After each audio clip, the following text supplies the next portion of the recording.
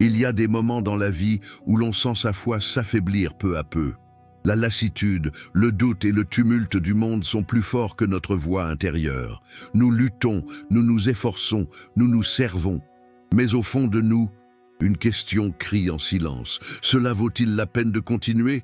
Telle était la situation de Timothée. Jeune pasteur à la santé fragile, il était confronté à de nombreux défis, des pressions et de faux prophètes. Il s'efforçait d'être une lumière dans une ville obscure, un guide pour un peuple divisé, un exemple à une époque où la vérité semblait perdre de sa valeur. Son cœur aspirait à servir, mais le poids du ministère menaçait de l'écraser, et c'est alors qu'elle a reçu une lettre. Pas n'importe quelle lettre, mais l'une des plus puissantes et des plus touchantes de toute la Bible. Une lettre qui non seulement instruit, mais aussi câlin. Une lettre où l'apôtre Paul, de loin et avec une âme pleine d'amour, lui enseigne comment tenir bon, comment diriger avec pureté, comment préserver la foi quand tout semble s'effondrer. Il ne s'agit pas seulement de l'histoire d'un berger du 1er siècle, il s'agit aussi de ton histoire et la mienne. Parce que nous avons tous, à un moment ou un autre, été comme Timothée, fatigués, en proie au doute, voulant bien faire, mais sans la force de continuer. Au cours de ce voyage à travers l'histoire complète du livre de 1 Timothée, vous découvrirez que la véritable force ne provient ni du pouvoir ni du succès, mais d'une foi qui résiste à l'épreuve. Vous apprendrez à surmonter la peur, à reconnaître les voix trompeuses, à vivre avec intégrité au milieu de la corruption et surtout, comment préserver le trésor le plus précieux de tous, la foi en Jésus-Christ. Préparez-vous, car cette histoire vous apprendra bien plus que cela vous transformera, car les mêmes paroles qui ont réconforté Timothée peuvent aussi réconforter votre âme aujourd'hui. Avant de commencer cette histoire, je voudrais vous inviter à faire quelque chose de très spécial. Abonnez-vous à la chaîne dès maintenant et activez les notifications, car vous y découvrirez les vérités les plus profondes et les plus transformatrices de la Bible, racontées comme jamais auparavant. Permettez-moi de vous poser une question. Avez-vous déjà eu l'impression que votre foi s'affaiblissait, comme une flamme que le vent tente d'éteindre? Alors, restez avec moi jusqu'à la fin, car dans l'histoire complète du livre de 1 Timothée, vous découvrirez comment Dieu peut raviver la flamme qui est en vous. Préparez-vous, car ce que vous allez entendre pourrait changer à jamais votre vision de la vie et votre relation avec Dieu. 1. Le jeune apprenti de Paul. Il existait une petite ville au cœur de l'Asie mineure nommée Lystre. Ce n'était pas une grande métropole comme Rome ou Athènes, mais parmi ces rues poussiéreuses et ces collines paisibles, naquit un jeune homme qui allait profondément marquer l'histoire de la foi chrétienne. Son nom était Timothée. Timothée a grandi dans une famille où la parole de Dieu avait plus de valeur que l'or. Sa mère, Eunice, c'était une femme juive, pieuse, croyante en Dieu. Et sa grand-mère, Loida, son épouse, une vieille femme sage, lui avait inculqué dès son enfance les Écritures qui parlaient du Dieu d'Israël. Son père, quant à lui, était grec, un homme imprégné de culture hellénique, qui ne partageait peut-être pas entièrement la foi de sa femme, mais qui permit à son fils d'apprendre les anciennes promesses du peuple hébreu. Dès son plus jeune âge, Timothée écoutait les récits de Moïse séparant la mer Rouge, de David terrassant Goliath et de Daniel dans la fosse aux lions. Ces histoires ont façonné son imagination, mais aussi son cœur. Tandis que d'autres jeunes rêvaient de carrière ou de richesse, il rêvait de servir le Dieu de sa mère et de sa grand-mère. Un jour, la tranquillité de Lystre fut troublée par l'arrivée d'un voyageur étrange, l'apôtre Paul. Il était accompagné de Barnabé, et son message enflammait les cœurs partout où il allait. Il prêchait un Messie mort et ressuscité, un amour qui transcende la loi, un royaume éternel invisible aux yeux, mais qui transforme les vies. Timothée, alors adolescent, entendit ce message et quelque chose s'alluma en lui. C'était comme si toutes les prophéties qu'il avait apprises depuis son enfance prenaient vie en une seule personne, Jésus de Nazareth. Son cœur brûlait en elle tandis que Paul parlait, et lorsqu'elle le vit guérir un paralytique devant toute la ville, elle comprit que la foi n'était pas seulement des mots, mais la manifestation de la puissance divine. Cependant, La prédication de Paul ne fut pas bien accueillie par tous.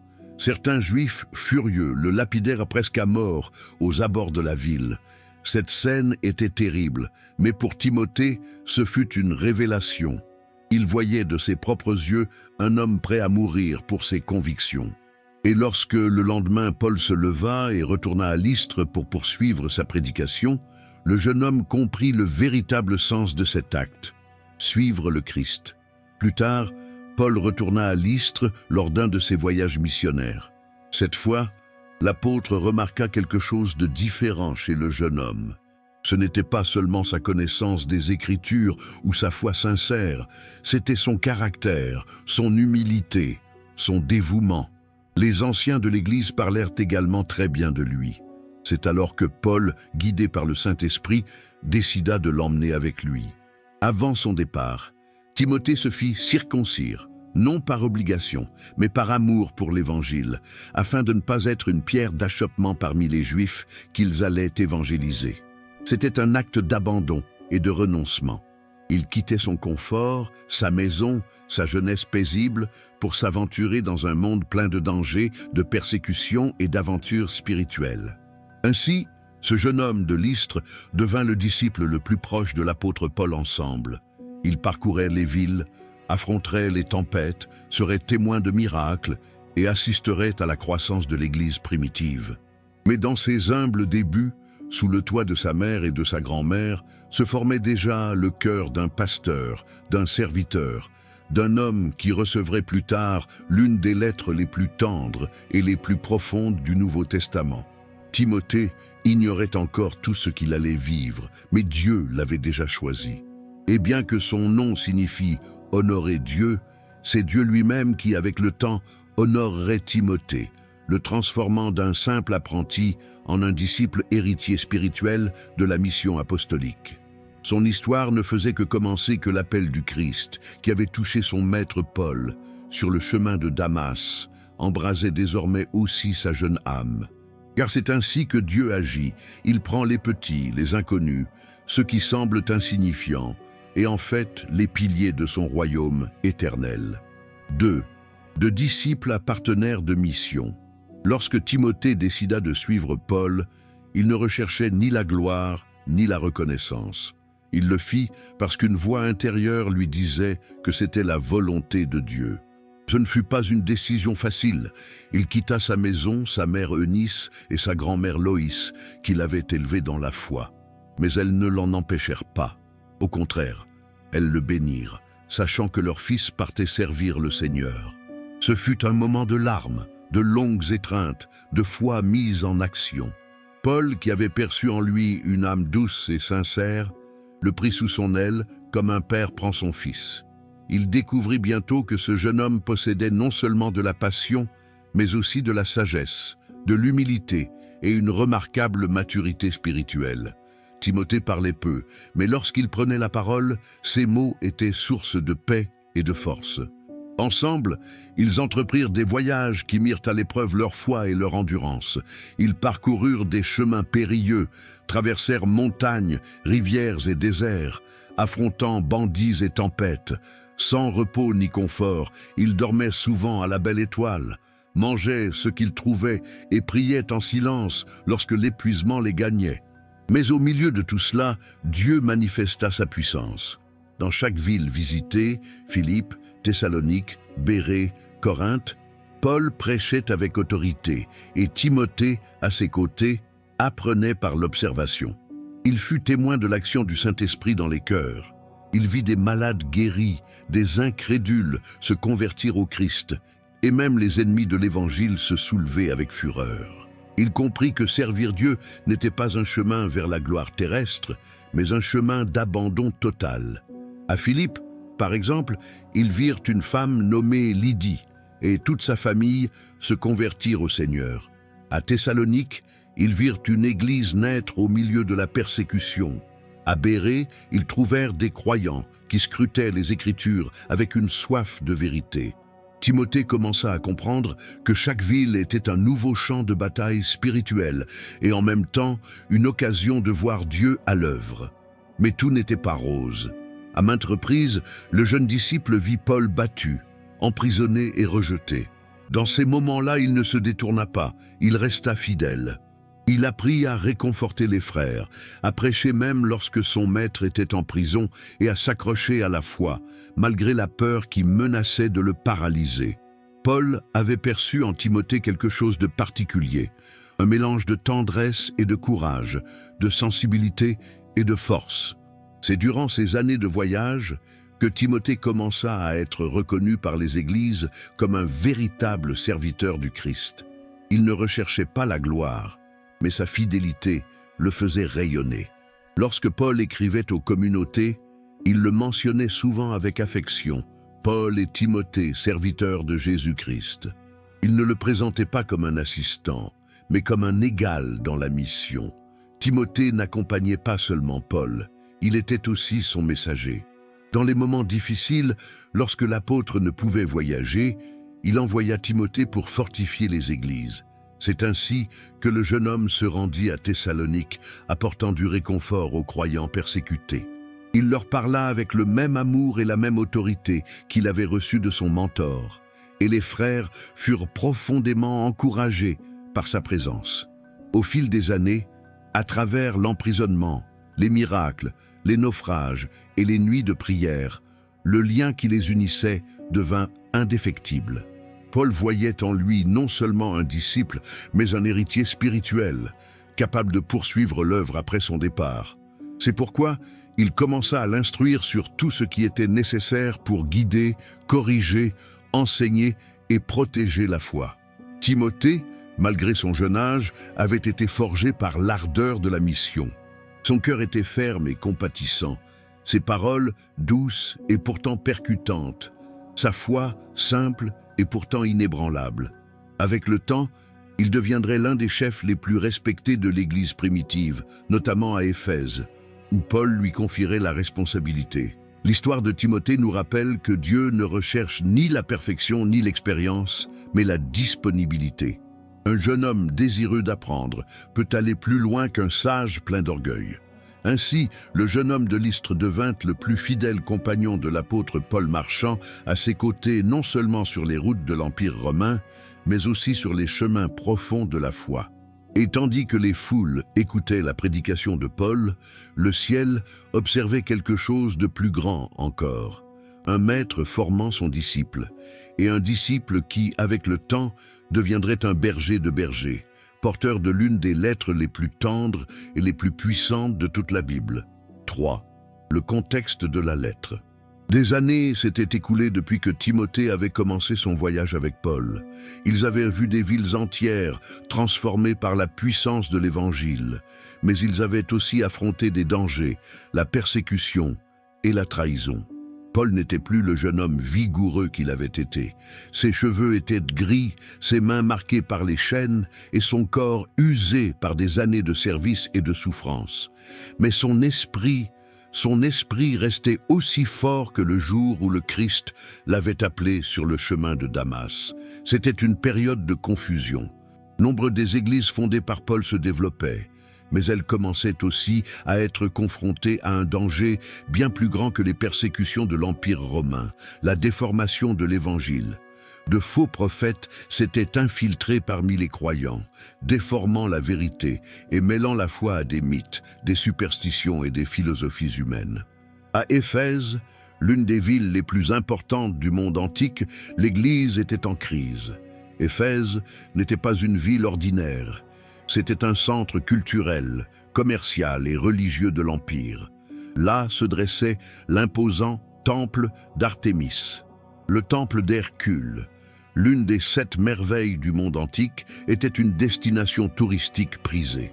Des milliers de pèlerins affluaient de partout pour vénérer la déesse, et le commerce prospérait grâce aux images et amulettes vendues en son nom.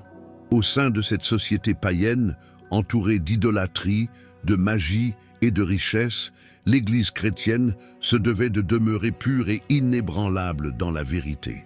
Pablo, conscient du danger, décida de partir, Timothée être responsable de l'Église d'Éphèse. La tâche était loin d'être simple. Il s'agissait d'une grande communauté, composée de croyants issus de cultures et de milieux sociaux différents, où les conflits et les doutes étaient inévitables. Timothée allait devoir guider, corriger, enseigner et protéger la doctrine contre les hommes rusés qui, malgré leurs paroles douces, dissimulaient leur fourberie au fond de leur cœur. L'apôtre, quant à lui, poursuivait sa mission. Il voyageait dans d'autres régions, fortifiait les églises et proclamait l'Évangile avec audace. Cependant, il portait toujours en son cœur le fardeau de son fils spirituel. Il savait que Timothée menait un combat difficile, non seulement contre les faux docteurs, mais aussi contre sa propre timidité. Aussi, de loin, Paul prit le parchemin et la plume et, guidé par le Saint-Esprit, commença à lui écrire une lettre. Cette lettre serait la première épître à Timothée, mais plus qu'une simple lettre, c'était un héritage. Paul y prodiguait non seulement des instructions pratiques pour le leadership, mais aussi des conseils personnels, des avertissements spirituels et des paroles empreintes de tendresse. Ce n'était pas un document froid ou doctrinal, c'était la voix d'un père spirituel s'adressant avec amour et ferveur à son fils dans la foi. Imaginez Paul dans un coin tranquille, peut-être en Macédoine, écrivant à la lueur d'une lampe à huile. Chaque mot qu'il composait portait le poids de son expérience et la profondeur de sa relation avec Dieu. « Ah, Timothée !» pensait-il sans doute en écrivant, « mon véritable enfant dans la foi, que la grâce, la miséricorde et la paix soient avec toi. » Par cette introduction, Paul ne se contentait pas de commencer une lettre, mais il soulignait aussi la relation qui les unissait. Il ne parlait pas avec l'autorité d'un apôtre qui donne des ordres, mais avec l'amour d'un père qui guide. Il lui rappelait pourquoi il l'avait laissé à Éphèse, pour protéger l'Église de ceux qui enseignaient des doctrines étrangères et maintenir vivante la flamme de l'Évangile au milieu d'un monde hostile. La situation était délicate. Nombre d'enseignants se prétendaient sages, mais ils instrumentalisaient les Écritures.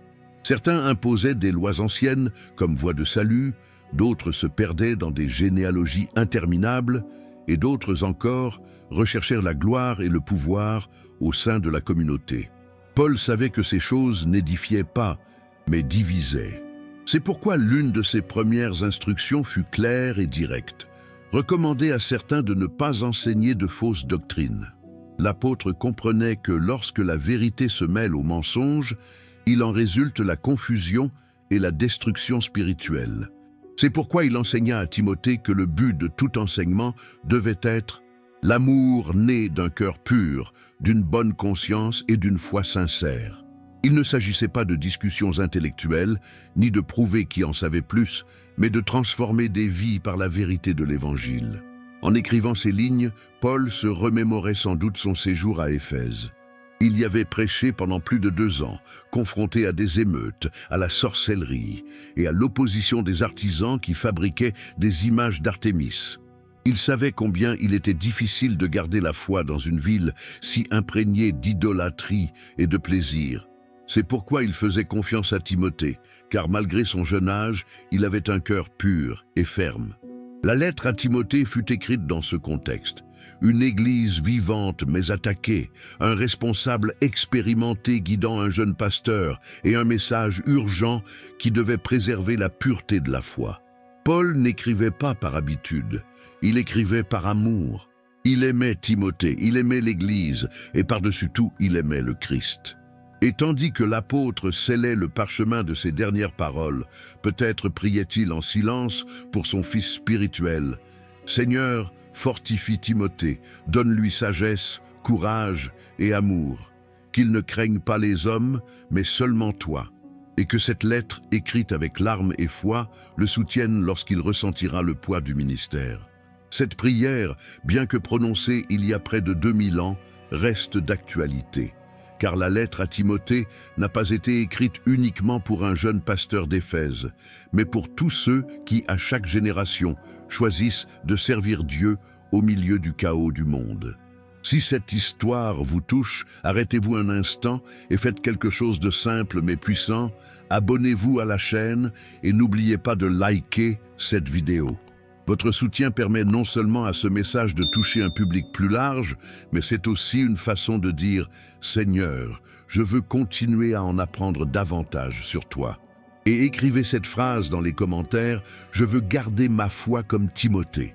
Chaque fois que quelqu'un écrit cela, ce message touche davantage de personnes qui ont aujourd'hui besoin de raviver leur foi. Alors restez à l'écoute, car la suite, cela vous rendra encore plus fort. 4. La mise en garde contre les faux enseignements. Lorsque Paul prend sa plume et écrit les premières lignes de sa lettre à Timothée, il le fait avec un sentiment d'urgence. Il n'écrit pas simplement pour le saluer ou évoquer le passé, mais pour le mettre en garde contre quelque chose qui pourrait détruire tout ce qu'ils ont construit, les faux enseignements qui infiltraient l'église d'Éphèse. L'apôtre savait que les attaques les plus dangereuses ne venaient pas toujours de l'extérieur, des païens ou de l'Empire romain, mais de l'intérieur, de cœurs qui, séduits par l'orgueil ou l'ambition, pervertissaient la vérité de l'Évangile. C'est pourquoi, dès les premières lignes, Paul dit fermement à son jeune disciple « Je t'ai chargé de rester à Éphèse afin d'ordonner à certains de ne plus enseigner de fausses doctrines, ni de s'attacher à des fables et à des généalogies interminables qui suscitent la controverse plutôt que l'édification de Dieu par la foi. » 1 Timothée 1, 3, 4. En lisant ces mots, Timothée pouvait imaginer le visage de son professeur, le sérieux de son regard. Ce n'était pas une simple suggestion, c'était une mission spirituelle. Paul lui demanda d'aller confronter les hommes qui se croyaient sages, qui discutaient de lignées et de mythes anciens, mais dont le cœur était vide de l'amour du Christ. Dans l'église d'Éphèse, certains voulaient instrumentaliser la loi de Moïse pour asseoir leur pouvoir. Ils parlaient avec autorité, imposaient des contraintes et discutaient des règles et des commandements, sans comprendre la grâce. Ils se présentaient comme des maîtres de la loi, mais leurs paroles étaient dépourvues de l'Esprit Saint. Ils recherchaient la reconnaissance, non la transformation. Paul, qui connaît le cœur humain, avertit Timothée que le but du véritable enseignement n'est pas de dominer, mais d'édifier. Et elle écrit l'une des plus belles phrases de toute la lettre. Le but de ce commandement, c'est l'amour qui vient d'un cœur pur, d'une bonne conscience et d'une foi sincère. 1 Timothée 1,5.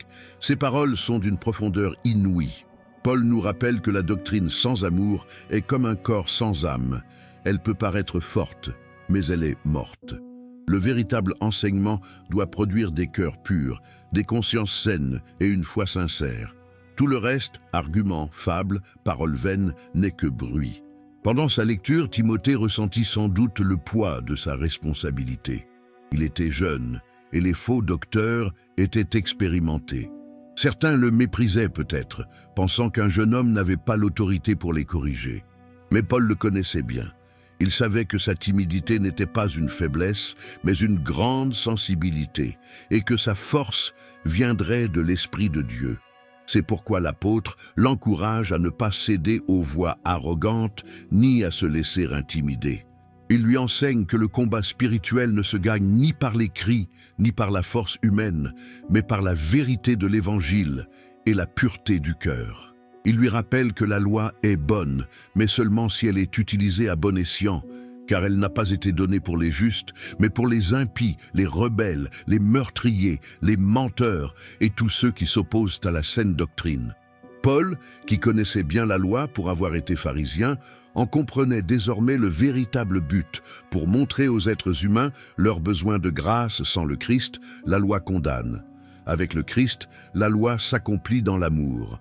C'est ce que Timothée devait défendre. L'apôtre n'écrivait pas d'un point de vue théorique. Lui-même avait été un persécuteur de l'Église, un homme convaincu de servir Dieu alors qu'en réalité il le combattait. C'est pourquoi il parlait avec une telle autorité morale. Il savait ce que c'était que de vivre trompé par une religion sans amour, par une foi sans grâce. Et maintenant, voyant d'autres répéter cette erreur, il ne pouvait se taire.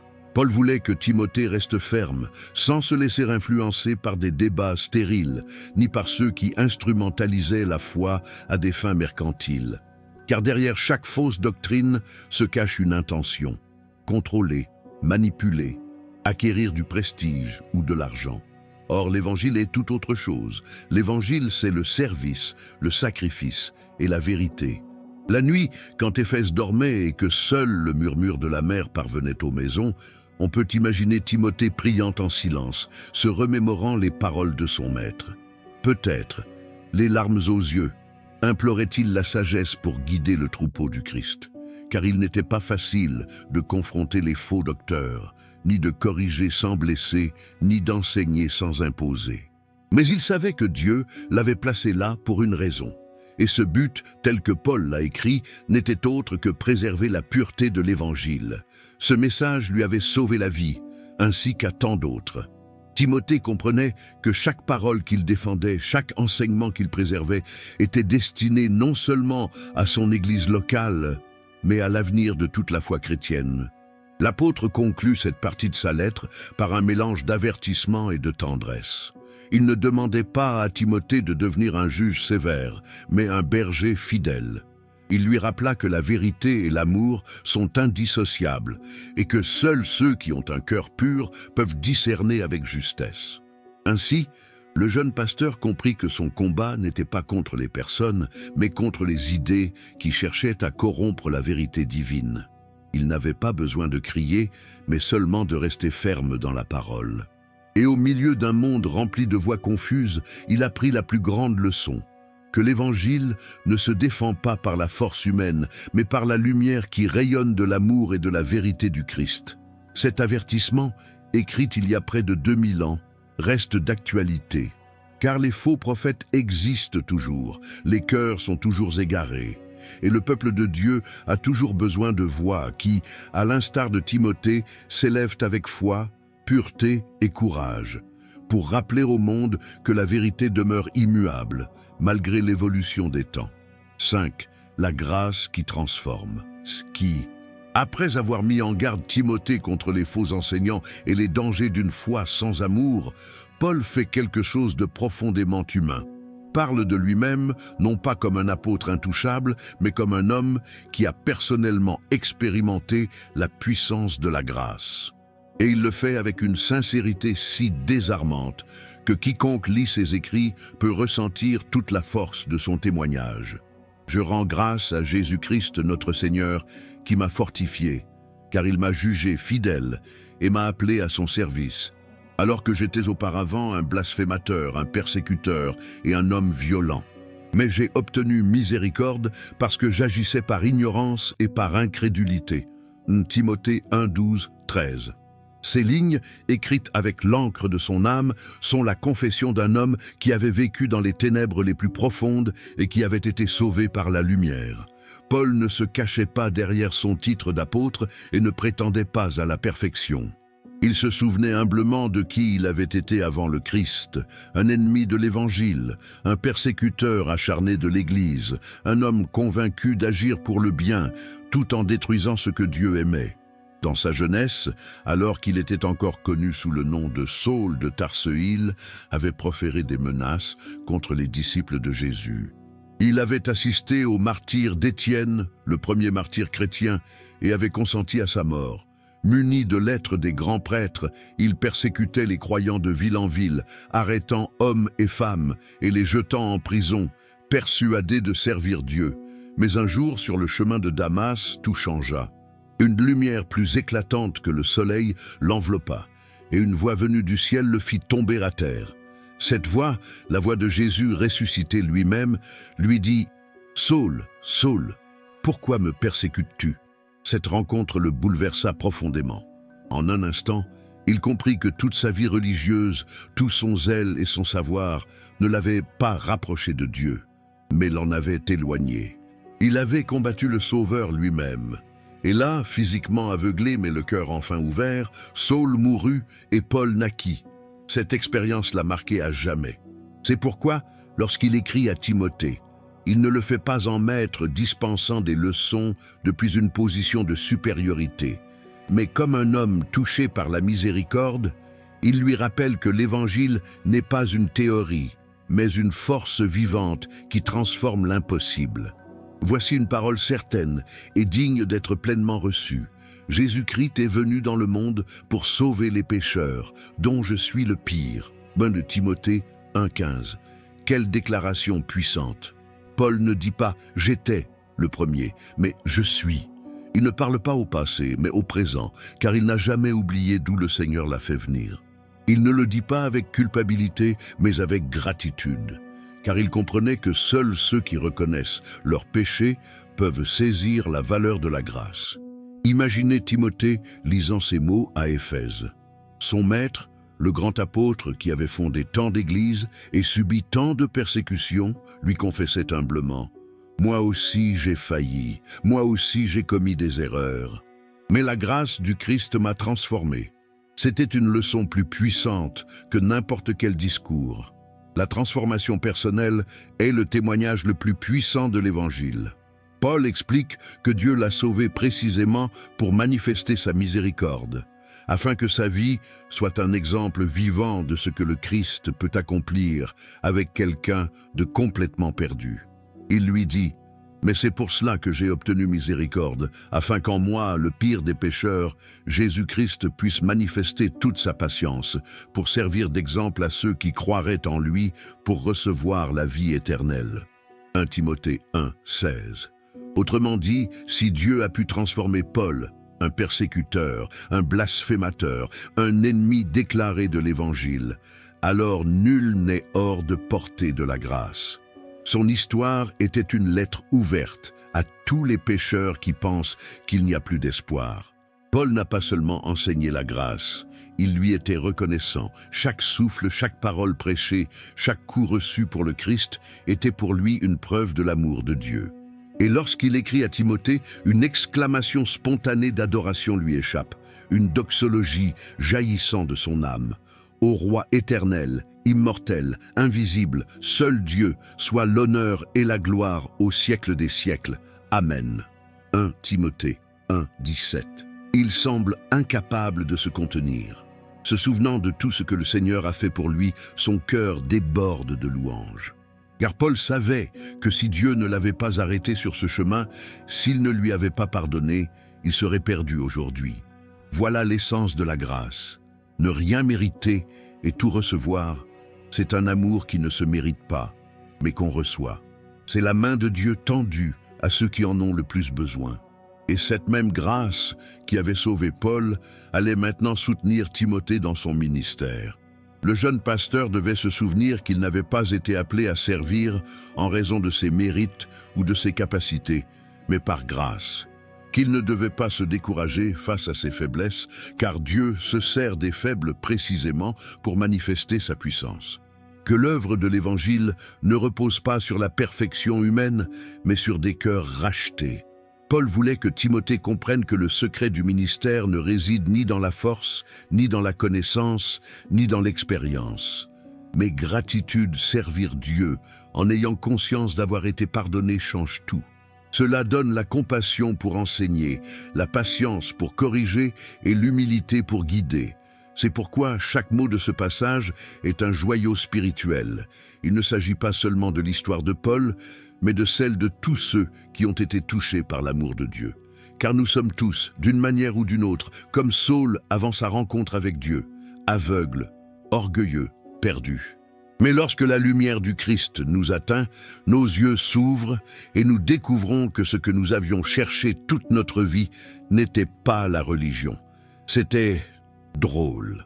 Ainsi, l'enseignement pour Timothée et pour nous est clair. Il n'y a pas de passé que Dieu ne puisse racheter, ni de péché que sa miséricorde ne puisse purifier. Et lorsqu'on est transformé par cette grâce, on ne peut plus vivre de la même manière. On devient témoin, exemple, phare d'espoir pour les autres. C'est cette grâce que Paul voulait transmettre à son fils par la foi. Et c'est cette même grâce qui continue de transformer les cœurs des siècles plus tard, chaque fois que quelqu'un entend l'Évangile avec un cœur disposé à croire. 6. Le bon combat de la foi. Après avoir évoqué la grâce qui a transformé sa propre vie, Paul revient à son objectif principal, encourager Timothée à persévérer, à ne pas se décourager, à ne pas se laisser submerger par les difficultés. Dans sa lettre, l'apôtre emploie une expression forte, une image qui évoque la force, la discipline et la détermination.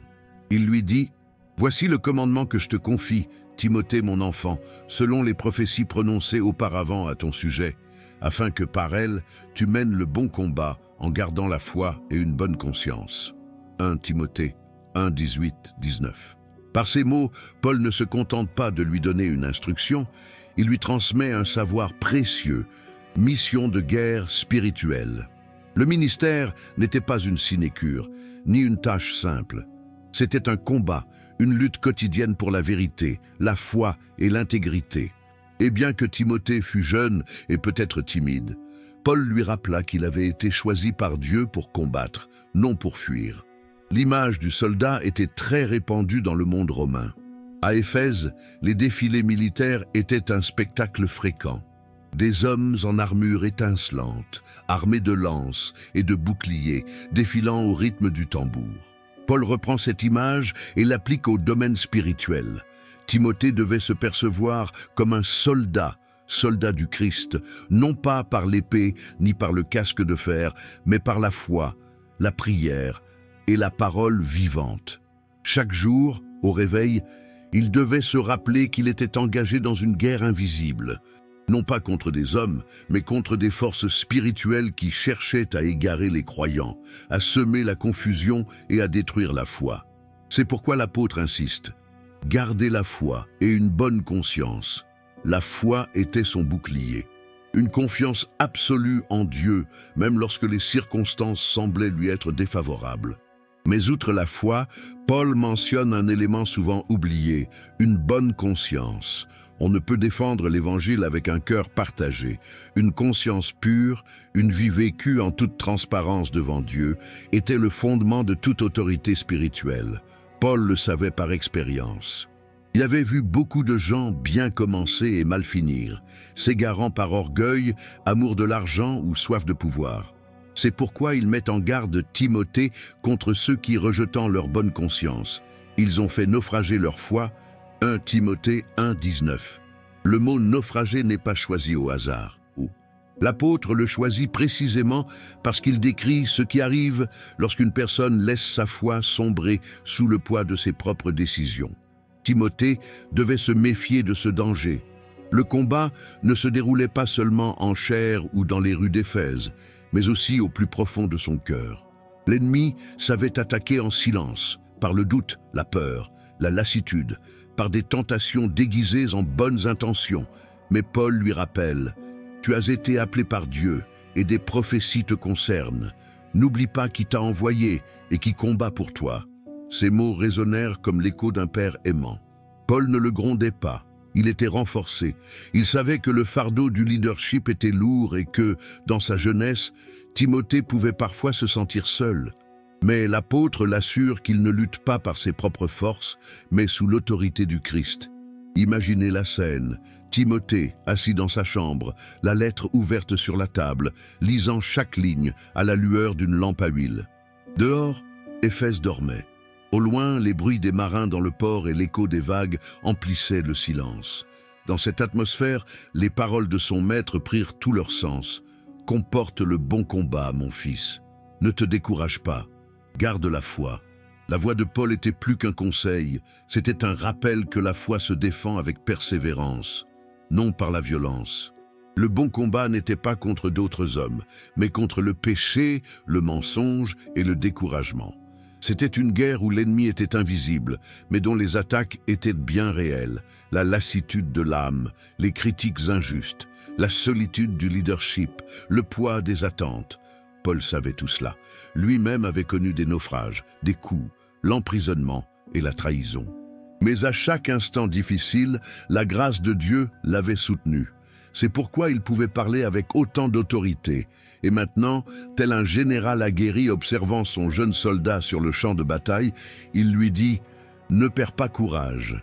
Chaque blessure reçue dans ce combat est une marque de fidélité. » L'apôtre mentionne même des exemples de ceux qui sont tombés, tels que Hyménée et Alexandre, ceux qui ont rejeté la vérité et se sont égarés.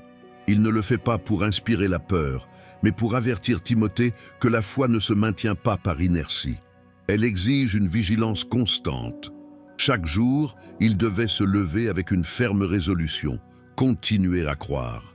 Même s'il ne voyait pas de résultats immédiats, même si les paroles des faux prophètes lui paraissaient plus séduisantes, même si le poids du ministère l'épuisait, il devait se souvenir que la couronne n'était pas pour les plus forts, mais pour les plus fidèles.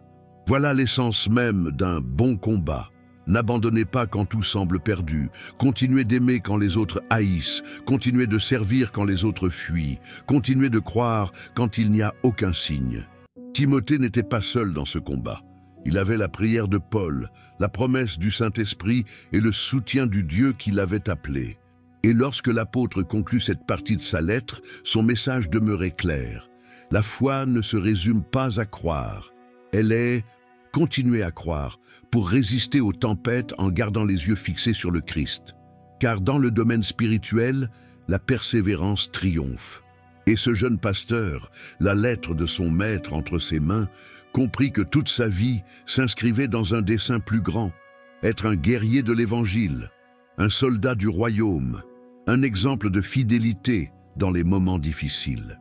Et ainsi, le cœur enflammé et les paroles de Paul résonnant dans son âme, Timothée se prépara à continuer le combat, bon combat de la foi, cette bataille qui ne se gagne pas par les épées, mais par la vérité, l'humilité et une foi inébranlable dans la puissance du Dieu vivant. 7. La prière comme fondement de l'Église. Après avoir mis en garde Timothée contre les faux enseignants et l'avoir encouragé à mener le bon combat de la foi, Paul lui enseigne quelque chose d'encore plus profond, quelque chose qui devrait être au cœur de toute communauté chrétienne, la prière. Car si l'Église voulait rester ferme face aux défis, il ne suffisait pas d'avoir une bonne doctrine ou des dirigeants sages. Il lui fallait avant tout être l'Église en prière. Paul commence le chapitre 2 par une instruction claire, presque comme un commandement divin. J'exhorte donc, avant tout, à faire des supplications, des prières, des intercessions et des actions de grâce pour tous les hommes, pour les rois et pour tous ceux qui sont au pouvoir, afin que nous menions une vie paisible et tranquille, en toute piété et honnêteté. 1 Timothée 2, 1, 2. Par ces mots, l'apôtre révèle une chose révolutionnaire pour son époque. À une ère où les chrétiens étaient persécutés par l'Empire romain, où les dirigeants les traitaient souvent en ennemis, Paul demande que des prières soient offertes pour eux, non pas qu'ils soient maudits, non pas qu'ils soient critiqués, mais qu'ils soient présentés devant Dieu. Imaginez l'impact de ces paroles sur l'Église d'Éphèse. Nombreux étaient les croyants qui avaient perdu des membres de leur famille sous le joug des autorités. D'autres vivaient dans la crainte d'être dénoncés. Prier pour leurs oppresseurs, cela paraissait impossible. Mais Paul, avec une sagesse infinie, leur enseigne que la prière n'est pas une faiblesse. C'est une force, l'arme la plus puissante du croyant. Prier pour les dirigeants ne signifiait pas approuver leurs actions, mais plutôt reconnaître la souveraineté de Dieu sur toute chose. Lorsque l'Église prie, elle transforme l'atmosphère spirituelle. La prière ouvre des portes là où il n'y en a pas d'issue, adoucit les cœurs endurcis et apporte la paix au milieu du chaos. Paul explique à Timothée que le but de ses prières est que le peuple de Dieu vive une vie paisible et tranquille, en toute piété et honnêteté. Autrement dit, la prière entretient la paix tant extérieure qu'intérieure. Il ne s'agit pas seulement de demander la fin de la persécution, mais aussi de préserver le cœur du croyant de la haine et du désespoir. Paul révèle alors la raison plus profonde de cette pratique. Cela est bon et agréable aux yeux de Dieu notre Sauveur, qui veut que tous les hommes soient sauvés et parviennent à la connaissance de la vérité. 1 Timothée 2, 3, 4. Voici le cœur du problème. La prière n'est pas seulement un acte religieux, elle est le reflet du cœur de Dieu. Lorsque l'Église prie pour tous, même pour ses ennemis, elle imite le Père qui désire que tous soient sauvés. Paul souhaite que Timothée comprenne que la prière ne connaît pas de frontières. Elle ne se limite pas à prier pour les frères et sœurs de l'Assemblée, mais s'étend au monde entier. Prier pour les autres est un acte de compassion, de foi et de confiance en la capacité de Dieu à transformer toute situation. Et pour ne laisser aucun doute, l'apôtre rappelle le fondement de l'Évangile. Car il y a un seul Dieu et un seul médiateur entre Dieu et les hommes, Jésus-Christ homme, qui s'est donné lui-même en rançon pour tous. 1 Timothée 2, 5, 6. Par cette expression, Paul associe la prière au sacrifice du Christ. Si les croyants peuvent s'approcher du trône de Dieu, ce n'est pas par leur propre justice, mais par l'œuvre du médiateur, Jésus. Il est le pont qui unit le ciel et la terre, celui qui permet à nos paroles d'atteindre le cœur du Père. Timothée devait enseigner ceci à l'église d'Éphèse. Chaque fois qu'ils priaient, ils entraient en présence du Dieu vivant, non par leur propre mérite, mais couverts par le sang du Christ. Aucune distance ni barrière ne pouvait les empêcher d'y accéder, car le Fils de Dieu leur avait ouvert le chemin. Pablo apporte également une clarification importante à propos de l'attitude du cœur dans la phrase. Il est dit « C'est pourquoi je désire qu'en tout lieu, les hommes prient en élevant des mains pures, sans colère ni querelle. » 1 Timothée 2, 8. Lever les mains était un geste courant dans la prière juive, symbole d'abandon et de pureté. Mais Paul ne fait pas seulement référence à un geste physique, mais aussi à une disposition spirituelle. On ne peut prier efficacement si le cœur est empli de ressentiment, d'orgueil ou de colère. La prière efficace jaillit d'une âme paisible, d'un cœur purifié devant Dieu. Imaginons un instant l'Église primitive réunie à Éphèse. Hommes, femmes, jeunes et vieux, certains épuisés par le travail, d'autres persécutés ou malades, tous levant les mains au milieu d'un environnement hostile. Il n'y avait ni temple majestueux, ni musique fastueuse, seulement la foi et les larmes. Mais dans ce petit groupe, le ciel était à l'œuvre. Timothée dut leur rappeler que la prière n'était pas un rituel, mais une relation, que chaque parole prononcée avec foi s'élevait devant Dieu comme un encens agréable, que même si le monde les méprisait, le ciel les entendait. Par la prière, l'Église a puisé la force d'endurer les épreuves, la sagesse de discerner le bien du mal et la paix au cœur de la tempête. Elle fut le combustible spirituel qui a maintenu vivante la flamme de l'Évangile. En écrivant ces lignes, Paul se souvenait probablement de ses propres nuits en prison, où le seul bruit était le cliquetis des chaînes à ses poignets. À ces moments-là, il ne se plaignait ni ne jurait, priait. Il priait pour les églises, pour les croyants, pour ses ennemis et pour l'expansion du royaume. Et chaque fois qu'il priait, la présence de Dieu l'enveloppait d'une paix inexplicable. C'est ce qu'il voulait transmettre à Timothée, que la prière ne dépend pas des circonstances, mais du cœur. Que lorsque l'Église prie ensemble, le ciel s'ouvre, les murs tombent et des vies sont transformées. Ainsi, Paul enseigne que l'Église du Christ n'est pas soutenue par sa puissance, son savoir ou ses ressources, mais par sa foi, l'intimité avec Dieu dans la prière. Car toute véritable victoire spirituelle commence à genoux, le cœur humble, les mains levées vers le ciel. Timothée était censé en être un exemple. Un leader qui prie guide un peuple qui prie.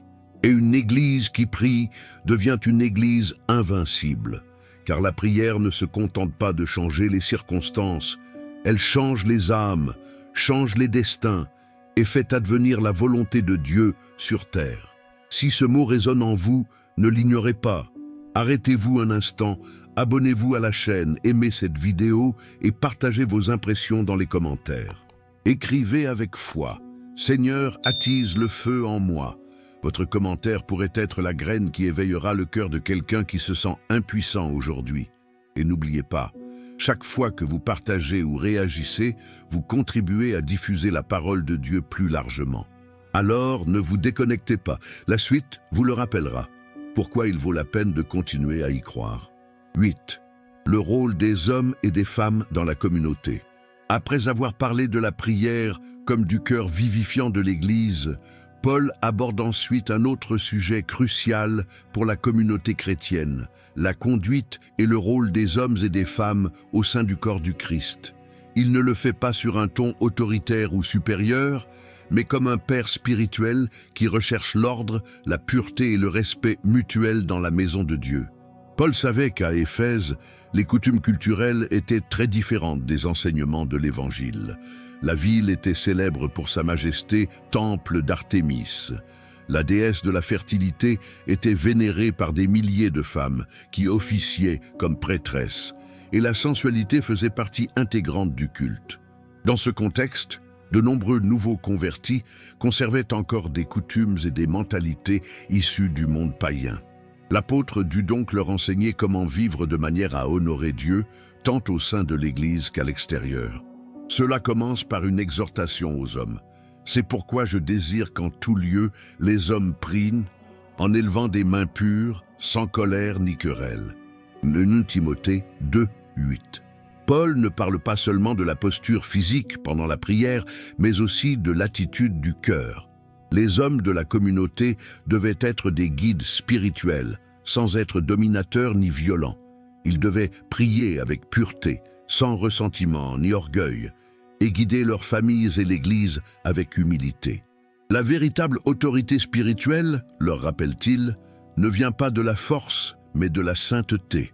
Puis, il s'adresse aux femmes, non pas pour limiter leurs valeurs, mais pour leur rendre leur dignité dans un environnement où ils étaient considérés comme des objets ou des possessions. Il est dit, de même, je veux que les femmes se parent d'une tenue convenable, avec modestie et discrétion, sans coiffure sophistiquée, ni or, ni perles, ni vêtements coûteux, mais avec de bonnes œuvres, comme il convient à des femmes qui font profession de piété. 1 Timothée 2, 9, 10. Paul n'interdit pas le soin de soi, mais il dénonce une tendance culturelle dangereuse, le désir d'attirer l'attention par l'apparence.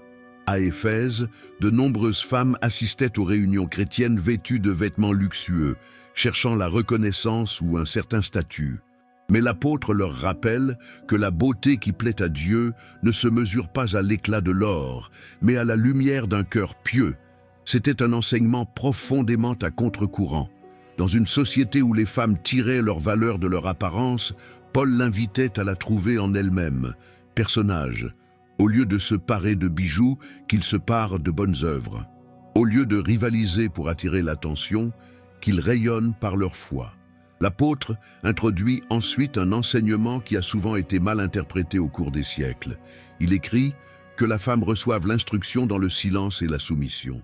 Je ne permets pas à la femme d'enseigner ni de prendre autorité sur l'homme, qu'elle demeure dans le silence. 1 Timothée 2, 11, 12. Pour comprendre ces paroles, il est nécessaire de saisir le contexte. Dans la culture d'Éphèse, de nombreuses femmes, influencées par les pratiques du temple d'Artémis, avaient l'habitude de diriger les rituels religieux, interrompant parfois les enseignements ou imposant leur voix aux autres. Paul n'interdit pas aux femmes d'apprendre ou de participer. Au contraire, il dit qu'elles apprennent, ce qui est révolutionnaire à une époque où l'éducation des femmes était mal vue. Ce qu'il recherche, c'est ordre, respect et équilibre au sein du culte communautaire. L'apôtre restaure le dessein de Dieu. Il ne crée pas d'inégalité. Il souhaite que les femmes soient formées à la parole, et non qu'elles reproduisent les coutumes du paganisme où la spiritualité était un spectacle. Il veut que les hommes et les femmes trouvent leur juste place au service de Dieu, non dans la compétition, mais dans la complémentarité. Pour étayer son enseignement, Paul rappelle l'histoire de la Genèse, car Adam a été formé le premier, puis Ève. Et Adam n'a pas été séduit, mais la femme a été séduite et est devenue transgressrice. 1 Timothée 2, 13, 14. Il n'en parle pas pour blâmer Ève, mais pour souligner l'importance de l'ordre et de l'obéissance dans notre relation avec Dieu. Lorsque le principe divin est transgressé, la confusion et le péché s'installent. Mais même dans ce récit de la chute, il y a de l'espoir, et Paul le met en lumière à la fin de son argumentation. Mais elle sera sauvée par la maternité, si elle persévère dans la foi, l'amour et la sainteté avec modestie. 1 Timothée 2, 15. Cette phrase ne signifie pas que le salut vient du fait d'avoir des enfants, mais plutôt que une femme trouve sa raison d'être et son honneur en restant fidèle à son rôle et à sa foi en Christ. Cultiver l'amour, la pureté et la dévotion. Dans une culture qui méprisait les femmes ou les utilisait à des fins religieuses, Paul leur redonne leur valeur aux yeux de Dieu, non pas comme des objets, mais comme porteuses de vie, à la fois physique et spirituelle. En résumé, Paul n'érige pas de barrière entre hommes et femmes, mais nous rappelle plutôt que chacun a un rôle divinement assigné au sein de la communauté. Tous deux sont essentiels à la vitalité de l'Église. Les hommes en tant que responsables spirituels et les femmes en tant que piliers de la foi, exemple de modestie et de bonté. Timothée devait enseigner ces vérités avec sagesse et tact, sachant que beaucoup auraient du mal à les comprendre. Mais l'ordre spirituel n'était pas une imposition humaine, mais plutôt une manière de refléter le caractère du Christ au sein d'une société désordonnée et moralement corrompue. Imaginez un instant cette église d'Éphèse, avec des hommes priant sincèrement, des femmes servant avec amour et modestie, des enfants écoutant attentivement les enseignements, une communauté où la présence de Dieu se ferait sentir parce que chacun vivait son rôle avec humilité et respect.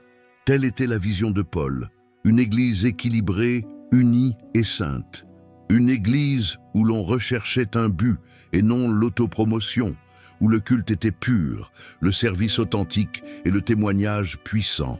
Car lorsque les hommes et les femmes comprennent leur place dans le royaume et la vivent avec amour, l'Église devient le reflet vivant du dessein parfait de Dieu. Harmonie, respect et sainteté au milieu du chaos du monde. 9. Des leaders qui montrent l'exemple. Après avoir établi l'ordre et la conduite des hommes et des femmes dans la communauté chrétienne, Paul aborde ensuite une question de la plus haute importance pour la vie de l'Église, leadership spirituel. Ce n'est pas un détail, car la qualité morale et spirituelle des responsables détermine la santé de toute la congrégation. Si le pasteur ou les ministres s'égarent, le peuple s'égarera également. C'est pourquoi l'apôtre consacre cette partie de sa lettre à enseigner à Timothée comment reconnaître, former et prendre soin des responsables appelés à guider le peuple de Dieu. L'église d'Éphèse était en pleine croissance, et cette croissance s'accompagnait de défis. Nombreux étaient ceux qui aspiraient à des postes d'autorité, mais rares étaient ceux qui comprenaient véritablement ce que signifiait être un leader. L'évêque, le pasteur Paul, tel un père expérimenté, commence par dire « Cette parole est certaine. Si quelqu'un aspire à la charge d'évêque, il désire une œuvre excellente. » Il y en a Timothée 3:1. Par cette déclaration, il reconnaît que le désir d'exercer des fonctions de direction n'est pas mauvais. Au contraire, c'est une bonne action. Mais il précise aussitôt que cette position n'est pas une récompense, mais un engagement, responsabilité sacrée. Être un leader n'est pas une question de pouvoir ou de prestige, mais de service et d'exemple. Dans le royaume de Dieu, les plus grands doivent être ceux qui, avec la plus grande humilité, s'inclinent pour laver les pieds des autres. Paul commence donc à énumérer les qualités qu'un chef spirituel devrait posséder. Mais il faut que l'évêque soit irréprochable, mari d'une seule femme, sobre, prudent, respectable, hospitalier, capable d'enseigner. 1 Timothée 3:2. Chaque mot de cette liste revêt une importance capitale. Irréprochable ne signifie pas parfait, mais plutôt droit, quelqu'un dont la vie ne prête à aucun scandale.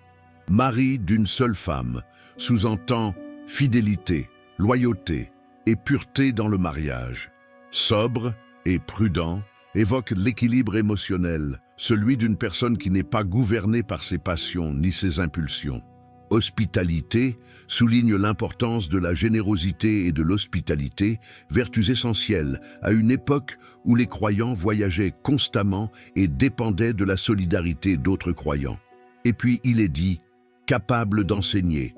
Le leader ne devait pas être un simple administrateur, mais un maître de la parole, une personne capable de guider avec sagesse et patience.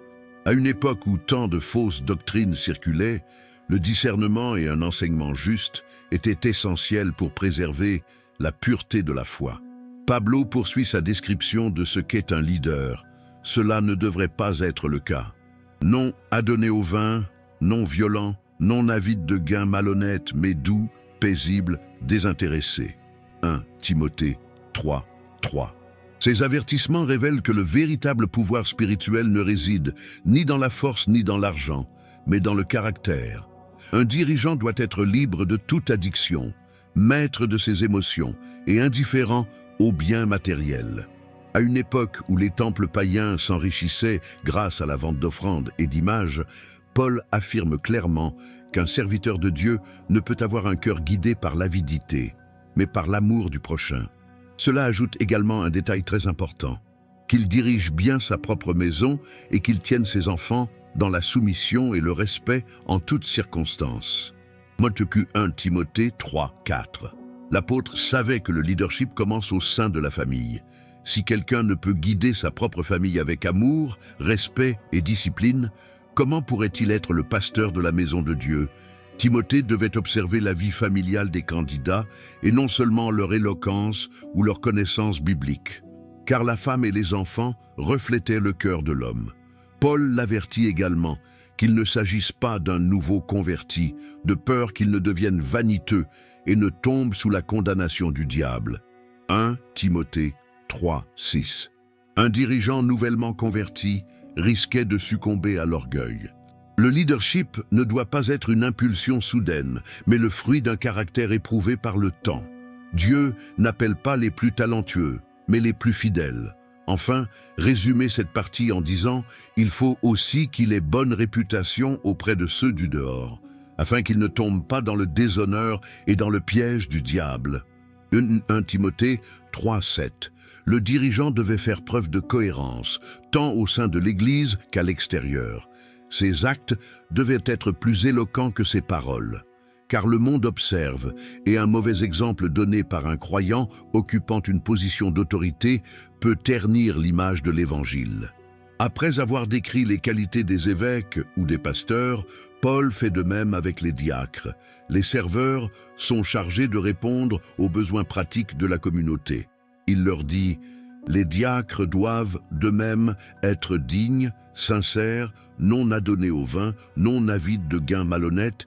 Ils doivent garder le mystère de la foi avec une conscience pure. » 1 Timothée 3, 8, 9.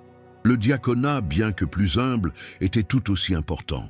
Les diacres étaient les bras de l'Église, prenant soin des pauvres, distribuant de la nourriture et soutenant les responsables. Mais leur ministère devait refléter pureté et fidélité. Il ne s'agissait pas de tâches matérielles, mais de services spirituels. Paul mentionne même les femmes qui ont occupé ce poste, en disant « De même que les femmes soient dignes, non médisantes, sobres et fidèles en toutes choses. » 1 Timothée 3, 11. Ces paroles montrent que les femmes avaient aussi un rôle actif au service du royaume. Elles n'étaient pas des figures passives, mais des collaboratrices essentielles, porteuses de témoignages et de réconfort. L'apôtre conclut cette section en nous rappelant la récompense promise à ceux qui servent bien. Ceux qui exercent bien la fonction de diacre acquièrent une bonne réputation et une grande confiance dans la foi en Jésus-Christ. 1 Timothée 3, 13. L'honneur d'un dirigeant ne se mesure ni au titre ni aux applaudissements, mais à une vie de dévouement. Chaque fois qu'un pasteur, un diacre ou un serviteur accomplit fidèlement son devoir, il acquiert quelque chose de plus précieux que toute reconnaissance humaine, la confiance de Dieu et le respect du peuple. Timothée devait considérer ses instructions comme un guide sacré. À une époque où beaucoup recherchaient le pouvoir par ambition, il devait susciter une génération de serviteurs humbles, hommes et femmes, dont l'exemple serait son plus grand enseignement. Paul ne voulait pas une église pleine de chefs, mais une église pleine de serviteurs, au cœur de bergers, car le véritable leadership dans le royaume ne se mesure pas au nombre de personnes qui vous obéissent, mais au nombre de personnes que vous aimez, servez et élèvent. Imaginez cette communauté d'Éphèse suivant ces enseignements, des responsables intègres, des familles unies, des croyants guidés par des hommes et des femmes d'une foi authentique. Ce serait une église forte et stable, empreinte d'amour et de respect, où le Christ lui-même serait au centre et l'exemple de chaque action.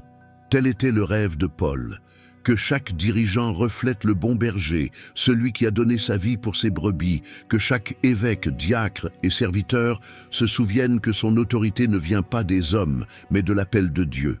Et que Timothée, son fils spirituel, garde ses paroles comme une carte céleste pour bâtir une église forte, sainte et rayonnante, au milieu d'un monde plongé dans les ténèbres.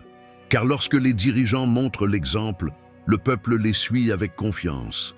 Et lorsque l'Église vit selon le modèle du Christ, le royaume de Dieu se manifeste sur la terre avec puissance et gloire.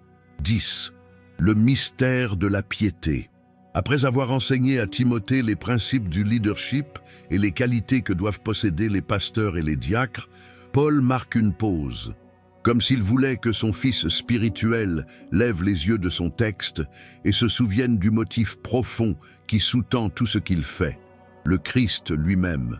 Car, au final, l'Église, ses dirigeants, ses règles et ses enseignements n'ont de sens que s'ils s'articulent autour d'une vérité éternelle, le mystère de la piété. Paul écrit avec solennité, presque comme s'il récitait une profession de foi que l'Église primitive chantait ou répétait lors de ses réunions. Et sans conteste, grand est le mystère de la piété. Dieu s'est manifesté dans la chair, justifié par l'Esprit, vu des anges, prêché parmi les gentils, croyait au monde et élevé dans la gloire. 1 Timothée 3,16. Ces mots résument le cœur de l'Évangile, l'essence même de tout ce que Paul et Timothée ont prêché. C'est comme si l'apôtre disait « Timothée, n'oublie pas que tout commence et finit en Christ. Ce ne sont ni les structures, ni les doctrines, ni les titres, c'est lui. » Quand Paul parle de « le mystère de la piété », cela fait référence à quelque chose qui était auparavant caché, mais qui a maintenant été révélé. Dieu lui-même a créé l'homme. Ce mystère n'est pas une idée philosophique, mais une personne vivante. Jésus, le Fils de Dieu descendu du ciel pour sauver l'humanité. Imaginez l'impact de ces paroles dans un monde païen comme Éphèse, rempli de temples, d'idoles et de dieux de pierre. Tous ces dieux étaient distants, froids et sans compassion. Mais le message de Paul était différent. Il annonçait le vrai Dieu, devint chair. Il a marché parmi les hommes, mangé, pleuré, souffert et aimé.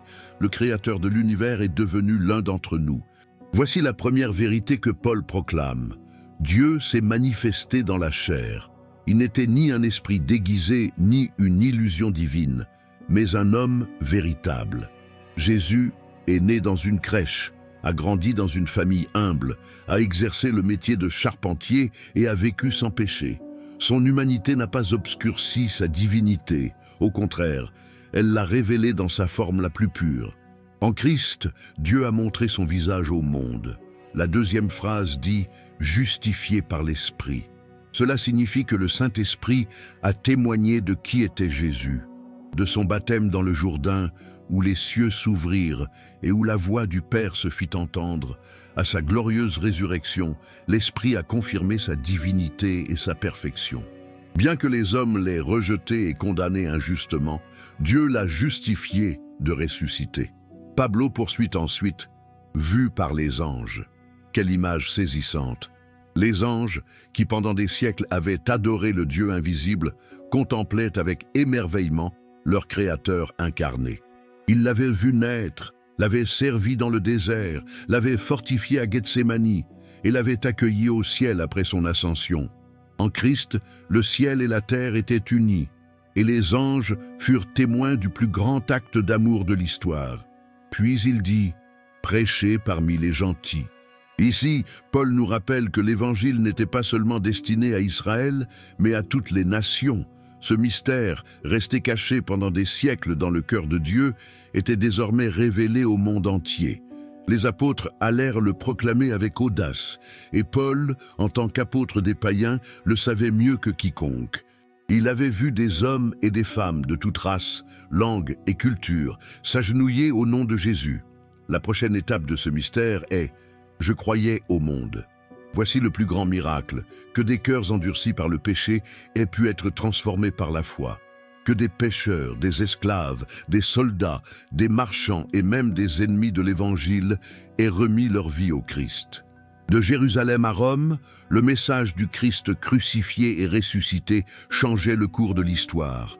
Et enfin, Paul conclut cette déclaration par une gloire éternelle, accueillie dans la gloire. Jésus, descendu sur terre comme serviteur, est remonté au ciel comme roi. Il a été exalté à la droite du Père, où il intercède pour nous. Son ascension n'était pas un adieu, mais un couronnement. L'agneau immolé règne désormais pour toujours, et un jour, il reviendra établir son royaume dans toute sa plénitude. Chacune de ces phrases est comme un joyau, révélant une facette différente de l'Évangile. Paul ne les écrit pas en théologien détaché, mais en homme captivé par ce mystère. Pour lui, cette vérité était essentielle. Sa raison de vivre, sa force en prison, son espérance dans la souffrance et son message au monde. C'est pourquoi il souhaite que Timothée et toute l'Église ne perdent jamais de vue ce centre. Car lorsque l'Église oublie le Christ, elle perd sa raison d'être. Lorsque l'Évangile est dilué par les traditions ou les querelles humaines, le feu de l'esprit s'éteint. Mais lorsque le mystère de la piété demeure vivant dans le cœur, l'Église prospère, des âmes sont sauvées et la présence de Dieu se manifeste puissamment. Timothée devait enseigner cela avec passion, que la foi chrétienne ne se résume pas à des règles ou des structures, mais qu'elle est avant tout une affaire de cœur et de vie, une relation vivante avec le Dieu qui s'est révélé dans la chair. Il devait rappeler aux croyants que tout dans la vie, la prière, le service, le leadership, l'obéissance, devait tourner autour de Jésus. Imaginez un instant Timothée lisant ces paroles devant l'assemblée d'Éphèse. Un silence emplit le lieu, les lampes à huile vacillent et les visages des frères s'illuminent à l'écoute. Grand est le mystère de la piété. Certains ferment les yeux, d'autres pleurent en silence. Et tous comprennent qu'ils entendent le cœur de leur foi. Un Dieu qui est descendu par amour, est mort pour les racheter, est ressuscité pour vaincre la mort et règne désormais dans la gloire. Paul souhaitait que l'Église vive chaque jour avec cette vérité gravée dans son âme. Car celui qui contemple le mystère du Christ avec humilité et gratitude ne peut plus vivre de la même manière. Sa vie devient adoration, son cœur devient un temple, et son existence un reflet de la gloire de Dieu. Ainsi s'achève cette partie de la lettre, non par une instruction, mais par une proclamation de foi.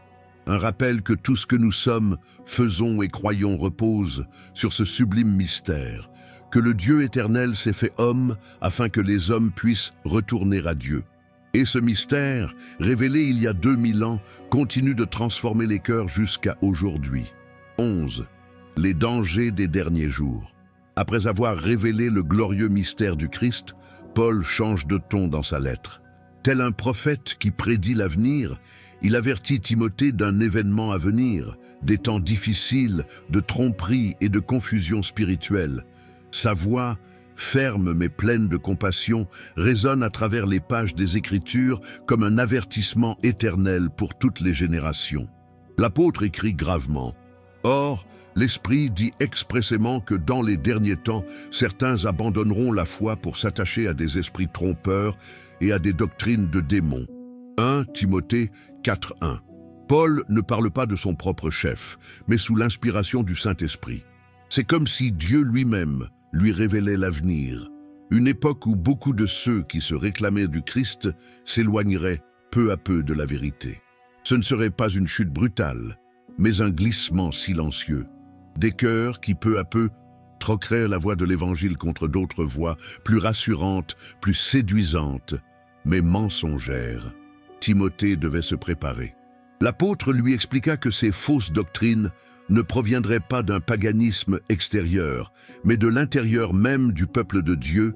Il y aurait des enseignants à l'apparence pieuse, mais au cœur corrompu. Ils prétendraient détenir la vérité, mais en nieraient la puissance.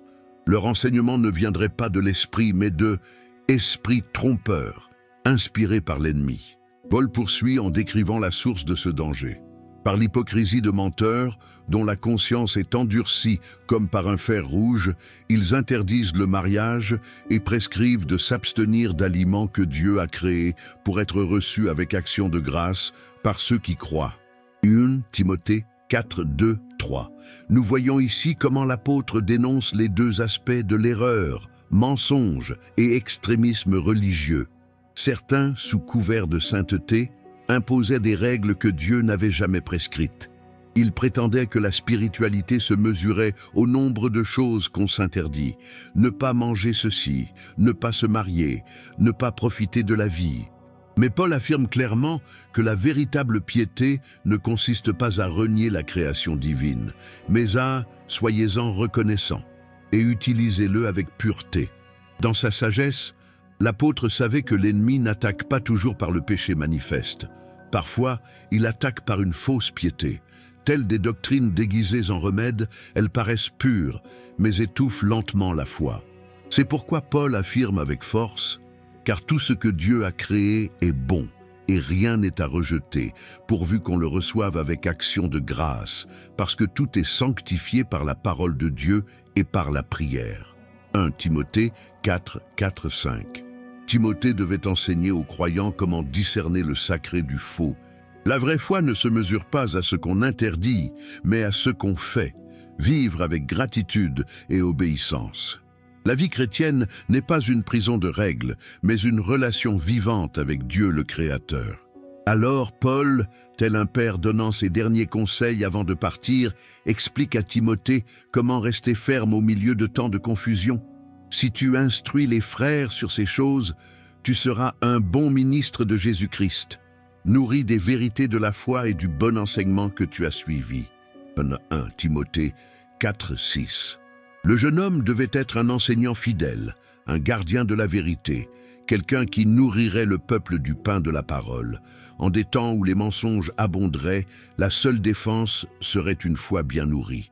C'est pourquoi Paul insiste, ne perdez pas votre temps avec des fables profanes et des contes de vieilles femmes, mais exerce-toi à la piété. L'apôtre compare la vie spirituelle à l'entraînement physique, car l'exercice physique est utile à peu de choses, tandis que la piété est utile à tout, ayant la promesse de la vie présente et de la vie à venir. 1 Timothée 4, 8. Dans une culture comme celle de la Grèce, où le corps était vénéré dans les gymnases et les athlètes idolâtrés, ces paroles étaient révolutionnaires. Paul ne méprise pas le soin du corps, mais nous rappelle que la véritable force réside dans l'âme. Les muscles vieillissent, les médailles rouillent, mais une foi inébranlable en Christ produit des fruits éternels. Et fort de cette conviction, l'apôtre s'exclame « Cette parole est certaine et digne d'être reçue sans réserve. » C'est pourquoi nous travaillons et nous nous efforçons, car nous avons mis notre espérance dans le Dieu vivant, qui est le sauveur de tous les hommes, et surtout de ceux qui croient. 1 Timothée 4, 9, 10. Paul n'écrit pas dans le confort. Il parle en homme qui a été flagellé, emprisonné et rejeté pour l'Évangile, mais son espérance demeure intacte. Il sait que la récompense des justes n'est pas sur terre, mais au ciel. C'est pourquoi il encourage Timothée à suivre son exemple, à endurer la fatigue, les critiques et la souffrance en gardant les yeux fixés sur le Dieu vivant. L'apôtre lui laisse un commandement qui résonne encore aujourd'hui. Ordonne et enseigne ces choses. 1 Timothée 4, 11. Il ne devait pas se taire par peur, ni adoucir la vérité pour plaire aux hommes. Il devait prêcher avec hardiesse, malgré son jeune âge, malgré le mépris qu'on lui portait. C'est pourquoi il ajoute « Que personne ne méprise ta jeunesse, mais sois un modèle pour les croyants, en parole, en conduite, en amour, en foi, en pureté. » 1 Timothée 4, 12. Quel bel et stimulant enseignement! Paul ne dit pas à Timothée de défendre son autorité par les cris ou la coercition, mais par exemple. La véritable autorité spirituelle ne s'impose pas, elle se gagne par la constance. Lorsque les paroles et les actes sont en harmonie, on écoute. L'apôtre lui recommande de se consacrer à la lecture, à l'exhortation et à l'enseignement. Il lui rappelle que Dieu lui a fait un don, une onction particulière, et qu'il doit sans cesse la raviver. Il lui dit « Ne néglige pas le don qui est en toi, qui t'a été donné par la prophétie avec l'imposition des mains des anciens. » 1 Timothée 4, 14. Ces paroles ont dû profondément toucher Timothée. Il se souvenait peut-être du jour où les anciens de l'Église avaient prié pour lui, où il avait senti la présence de Dieu l'envelopper, confirmant ainsi sa vocation. Paul lui rappela qu'il fallait entretenir cette flamme, que le découragement, les critiques ou les épreuves ne pouvaient éteindre le feu que Dieu avait allumé en lui. Enfin, l'apôtre conclut ce chapitre par une exhortation qui résonne comme un écho éternel pour tous ceux qui servent Dieu. Veille sur toi-même et sur ton enseignement. Persévère dans ces choses, car en agissant ainsi, tu te sauveras toi-même et ceux qui t'écoutent. 1 Timothée 4,16. Paul ne lui demande pas de veiller sur les autres, mais qu'il se surveille, car le plus grand danger ne se trouve pas toujours à l'extérieur, mais au fond du cœur. Le ministre qui prend soin de sa propre vie spirituelle peut prendre soin des autres. Celui qui nourrit son âme de vérité peut nourrir son troupeau.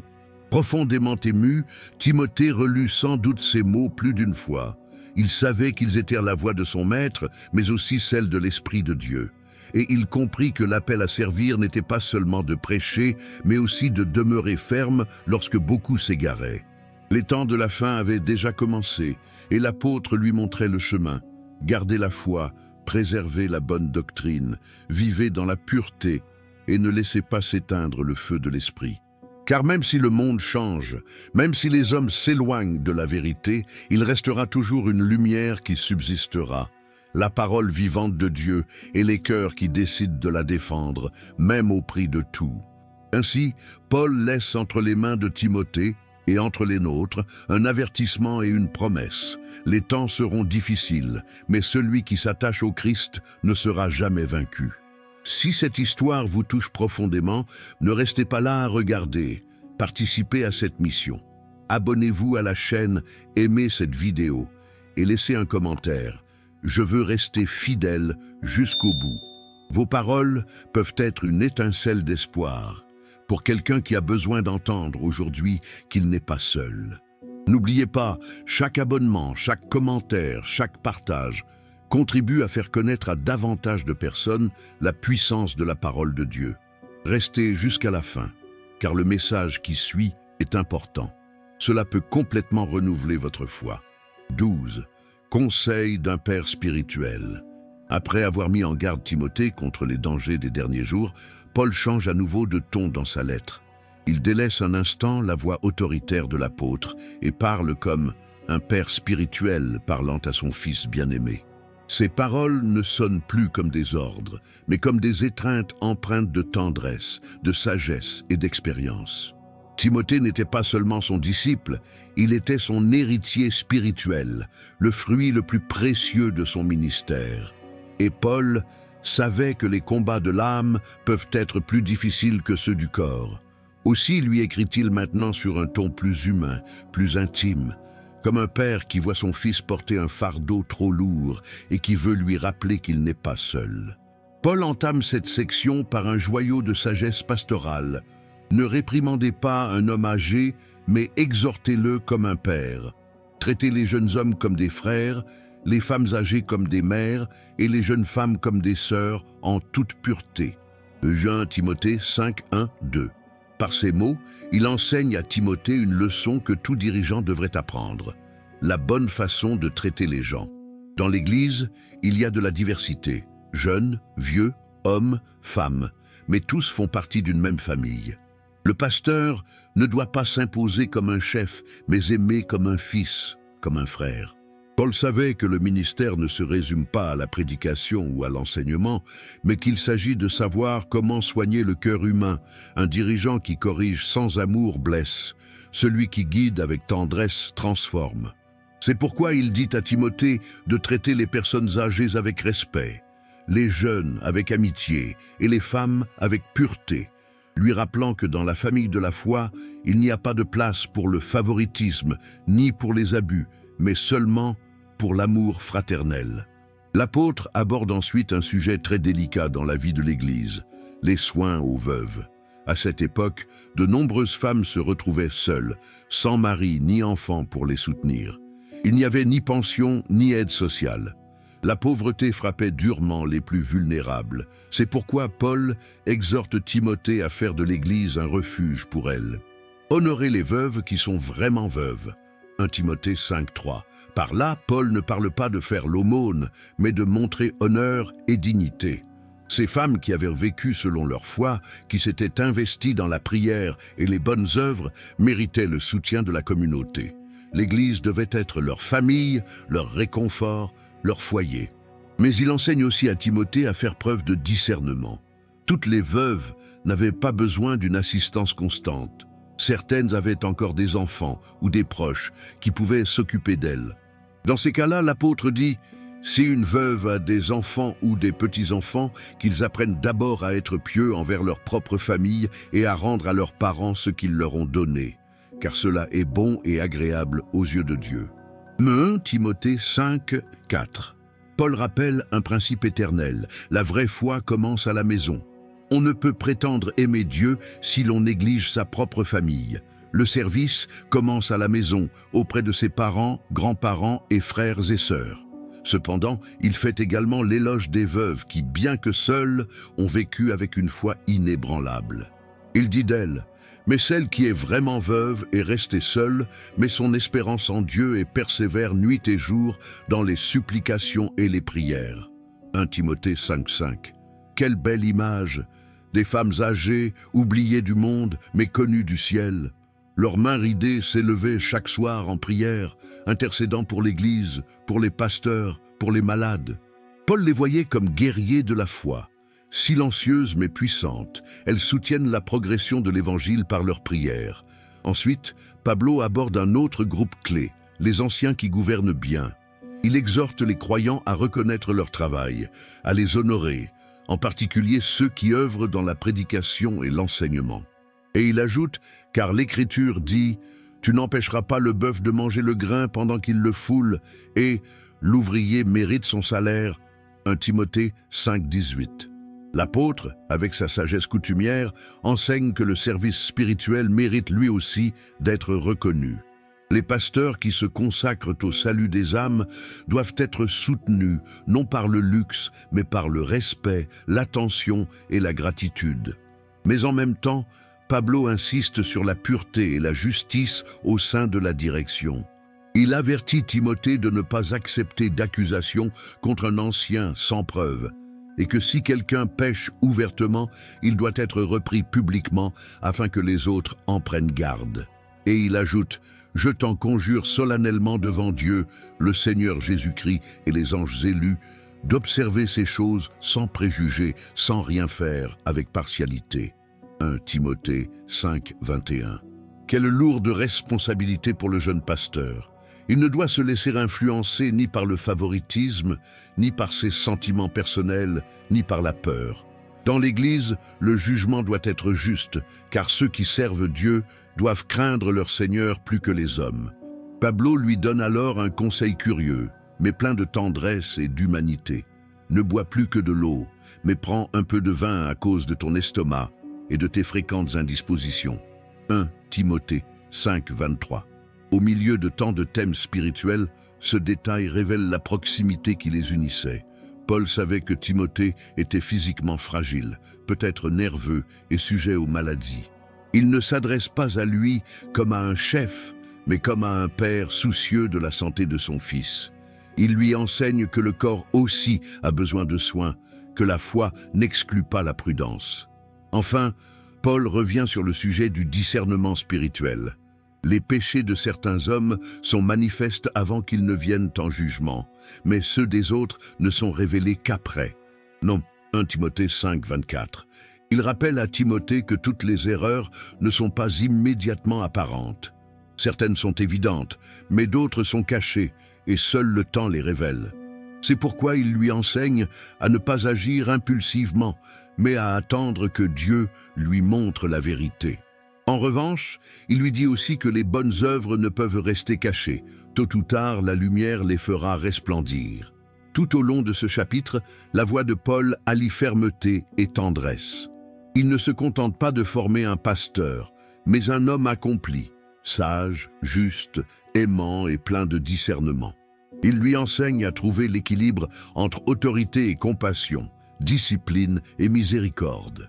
En lisant ce passage, Timothée se souvint sans doute de toutes les fois où il avait cheminé aux côtés de Paul sur les routes poussiéreuses d'Asie mineure, écoutant ses conseils au coin du feu, ou le voyant traiter les gens avec patience et amour.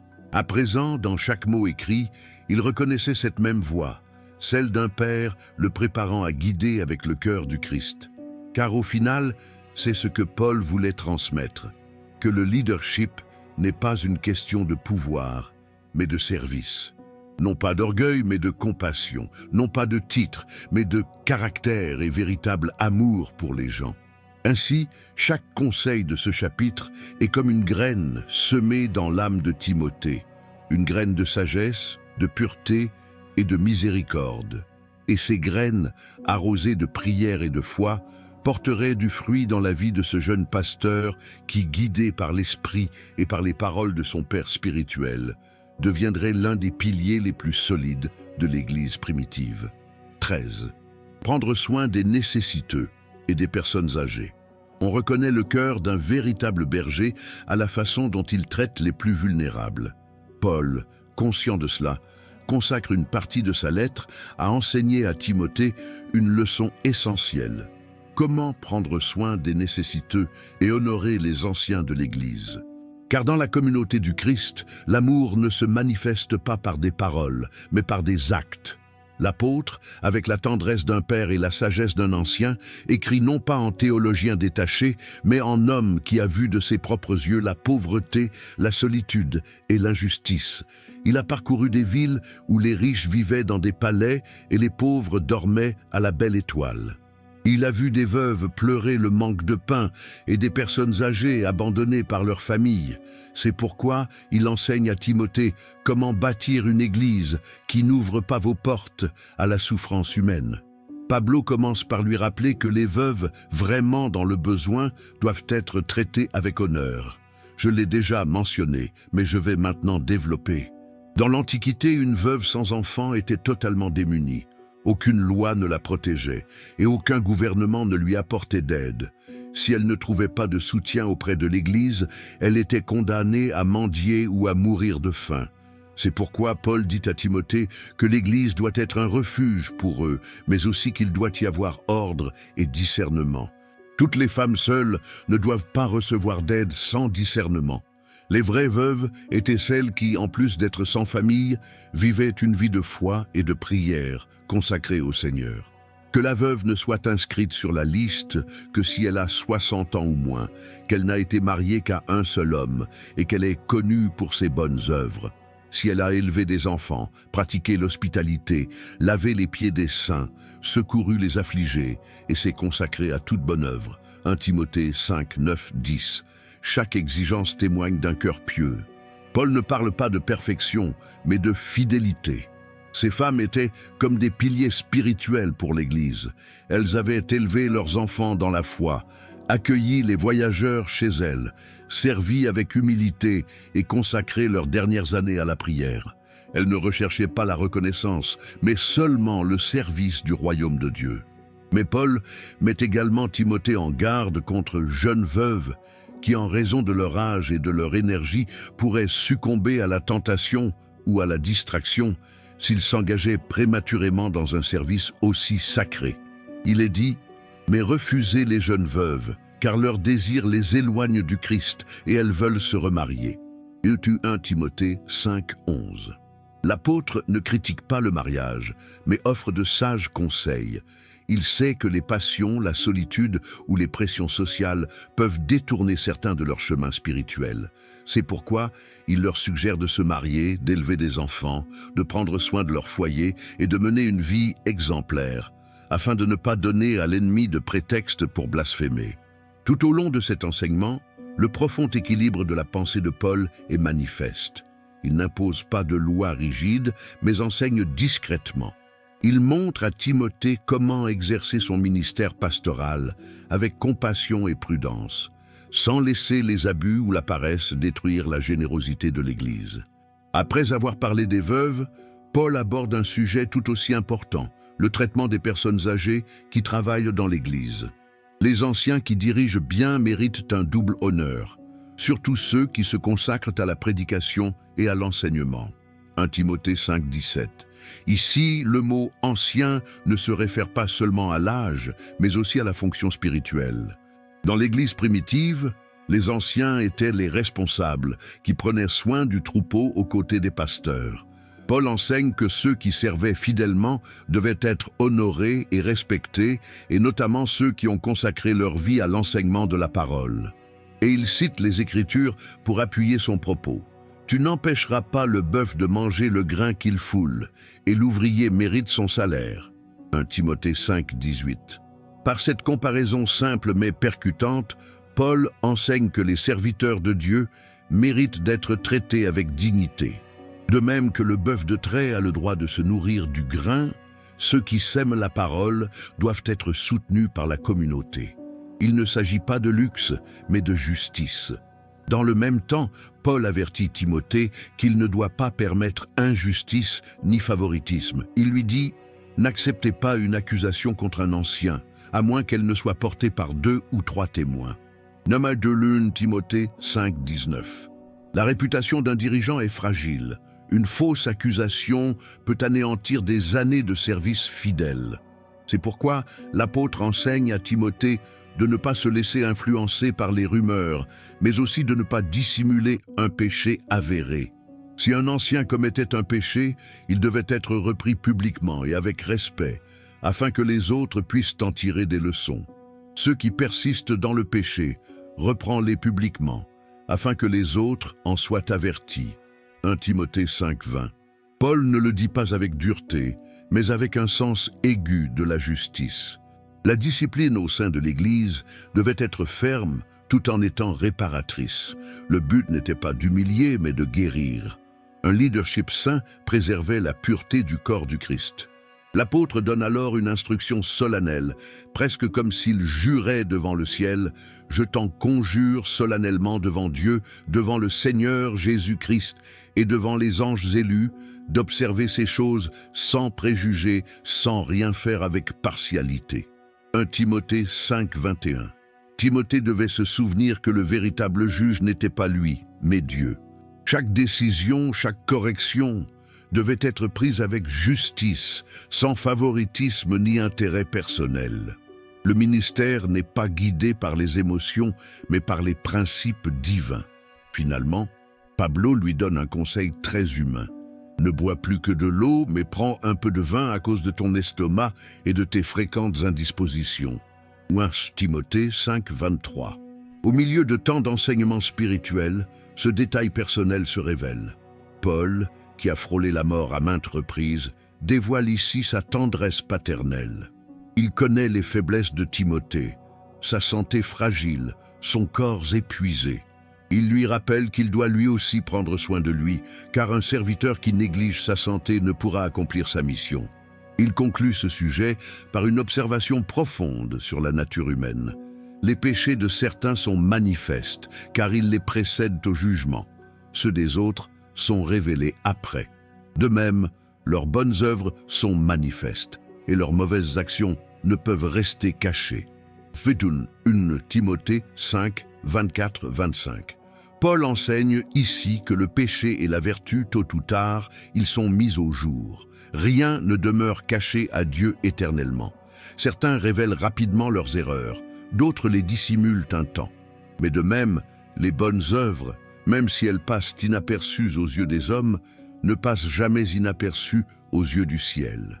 Timothée devait apprendre la patience et le discernement, ne pas juger hâtivement, ni condamner ou exalter quiconque à la hâte. Dieu, en son temps, révélerait la vérité. Ainsi, ce chapitre devient un guide précieux pour la vie de l'Église.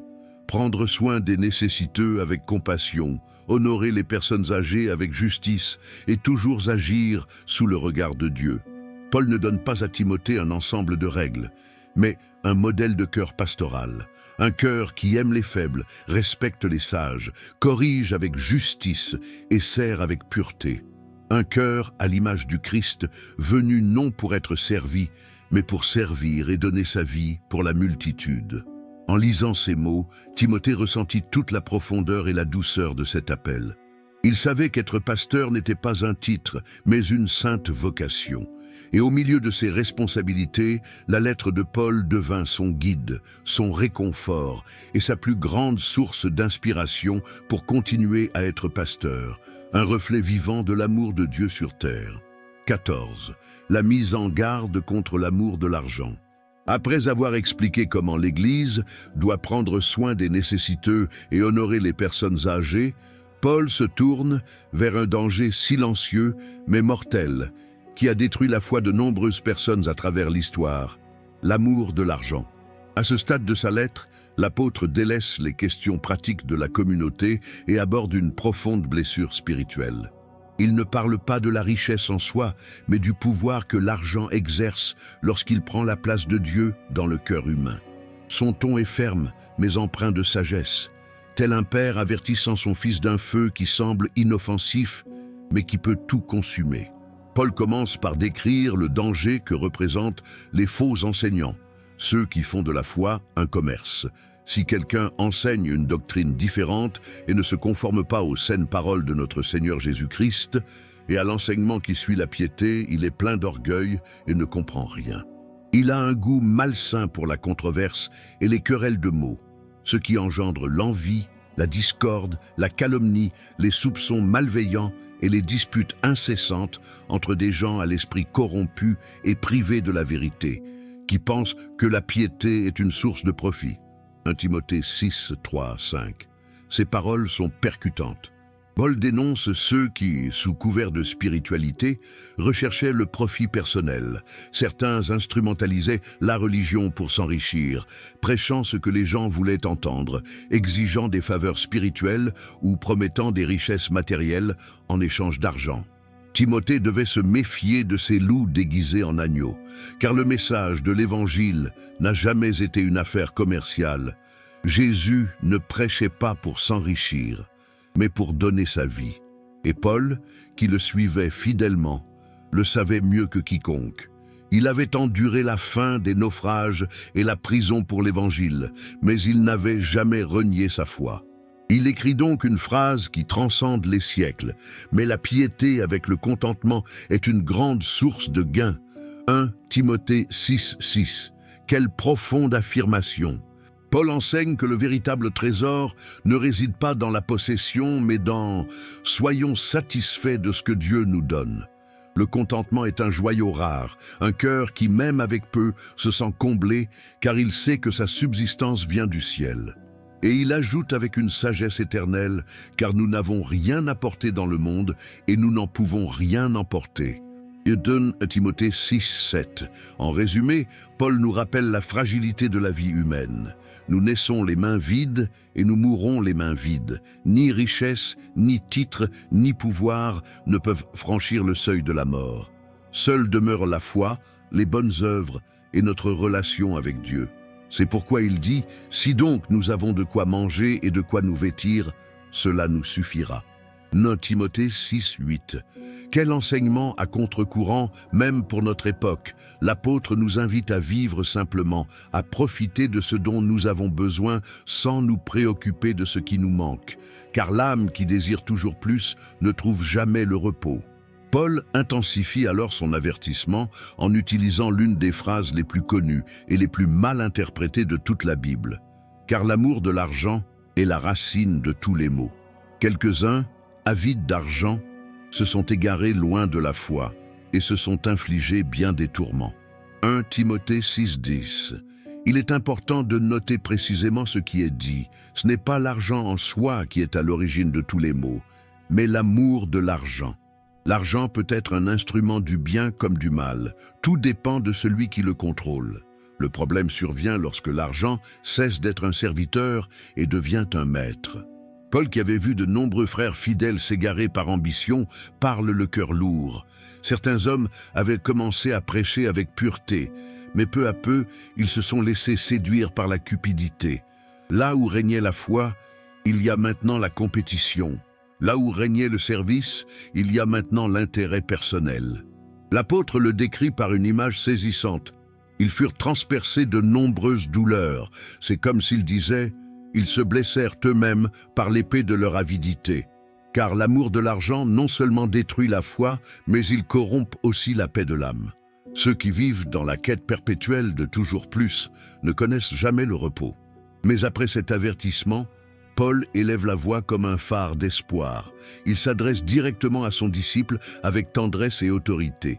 « Mais toi, homme de Dieu, fuis ces choses et recherche la justice, la piété, la foi, l'amour, la persévérance et la douceur. » 1 Timothée 6, 11. Ces mots résonnent comme un appel céleste. Fuir ne signifie pas seulement éviter, mais échapper rapidement au danger. Paul savait que la cupidité est comme un piège invisible qui enserre lentement ses victimes. C'est pourquoi il dit à Timothée de ne pas s'y attarder, mais de fuir, de s'enfuir, comme Joseph a fui la tentation en Égypte. Et il ne suffit pas de fuir le mal, il faut poursuivre le bien. Il énumère donc les vertus qui devraient emplir son cœur, la justice, la foi, l'amour, la patience et la douceur. Au lieu d'accumuler des richesses terrestres, il devrait amasser des trésors spirituels, ceux que ni le temps ni la corruption ne peuvent détruire. L'apôtre poursuit: « Combat le bon combat de la foi, saisis la vie éternelle à laquelle tu as été appelé. » 1 Timothée 6, 12. Nous retrouvons ici l'image du soldat spirituel. Paul lui rappelle que le véritable combat du croyant n'est pas pour l'argent, le pouvoir ou la gloire, mais pour garder la foi vivante. C'est la bataille la plus difficile et la plus glorieuse. Et alors, l'âme emplie d'adoration, l'apôtre éclate en louange spontanée. Lui seul est immortel et demeure dans une lumière inaccessible. Nul ne l'a jamais vu ni ne peut le voir. À lui soit l'honneur et la puissance éternelle. Amen. 1 Timothée 6, 16. Paul rappelle à Timothée et à nous tous que l'argent appartient à ce monde éphémère, tandis que la gloire de Dieu est éternelle. Qu'aucune quantité d'or ne peut se comparer à la lumière de celui qui règne sur tout. Enfin, l'apôtre adresse quelques paroles particulières aux riches de l'Église, non pour les condamner, mais pour enseigner-leur le véritable usage de la richesse. Recommande à ceux qui sont riches dans le monde présent de ne pas être arrogants ni de mettre leur espoir dans les richesses si incertaines, mais de mettre leur espoir en Dieu qui nous donne abondamment tout pour que nous en jouissions. Recommande-leur de faire le bien, d'être riches en bonnes œuvres, d'être généreux et prêts à partager. 1 Timothée 6, 17, 18. Paul ne méprise pas la prospérité, il la valorise. Il enseigne que la richesse, bien utilisée, peut être un puissant outil pour bénir autrui. Ce qui compte, ce n'est pas la quantité de biens que l'on possède, mais que faire de ce que vous avez. Et il conclut en disant: « Amassez-vous un bon fondement pour l'avenir, afin de saisir la vie éternelle. » 1 Timothée 6, 19. En d'autres termes, n'investissez pas dans ce qui est éphémère, investissez dans ce qui est éternel. La générosité est le meilleur investissement que l'âme puisse faire, car elle transforme le temporaire en éternel. En lisant ces mots, Timothée a dû ressentir toute la portée et la gloire du ministère. Paul lui enseignait que le pasteur ne devait pas seulement prendre soin des âmes, mais aussi pour protéger leur cœur du pouvoir séducteur de l'argent qu'il prêche sans crainte, même si son message mettait mal à l'aise les puissants. L'apôtre conclut ainsi ce sujet par une leçon qui transcende les siècles. L'argent peut acheter beaucoup de choses, mais jamais la paix, la foi, ni le salut. L'amour de l'argent asservit, mais l'amour de Dieu libère. Et dans cette vérité éternelle, Paul a gravé l'un des enseignements les plus puissants du Nouveau Testament. L'homme le plus riche n'est pas celui qui possède le plus, mais celui qui a le moins besoin, car son trésor est au ciel. 15. L'héritage éternel. La lettre de Paul à Timothée touche à sa fin. Après des exhortations, des avertissements, des conseils et des enseignements profonds, l'apôtre conclut son discours sur un ton qui mêle autorité divine et tendresse paternelle. Il ne s'agit pas simplement des paroles d'un maître instruisant son disciple. Ce sont les dernières instructions d'un homme qui sait que son temps sur terre touche à sa fin et qui souhaite laisser à son fils spirituel un héritage précieux, héritage éternel. Paul ne pense ni aux richesses ni à la gloire, mais à quelque chose de bien plus précieux, la transmission d'une foi pure, d'une doctrine ferme et d'un amour inébranlable pour Dieu. Il sait que les hommes disparaissent, mais que la vérité du Christ demeure éternellement. C'est pourquoi il écrit avec l'urgence et l'amour de celui qui veut s'assurer que la flamme de la foi continue de briller après sa disparition. L'apôtre commence cette dernière exhortation en disant « Ô Timothée, garde le dépôt qui t'a été confié en évitant les discours profanes et vains, ainsi que les contradictions de ce qu'on appelle faussement la connaissance. 1 Timothée 6, 20. Ces mots résument l'essence même de la lettre. Paul demande à Timothée de garder le dépôt sacré, ce qu'il a reçu, l'Évangile, la vérité du Christ, la saine doctrine. Ce n'est pas un trésor matériel, mais un héritage spirituel.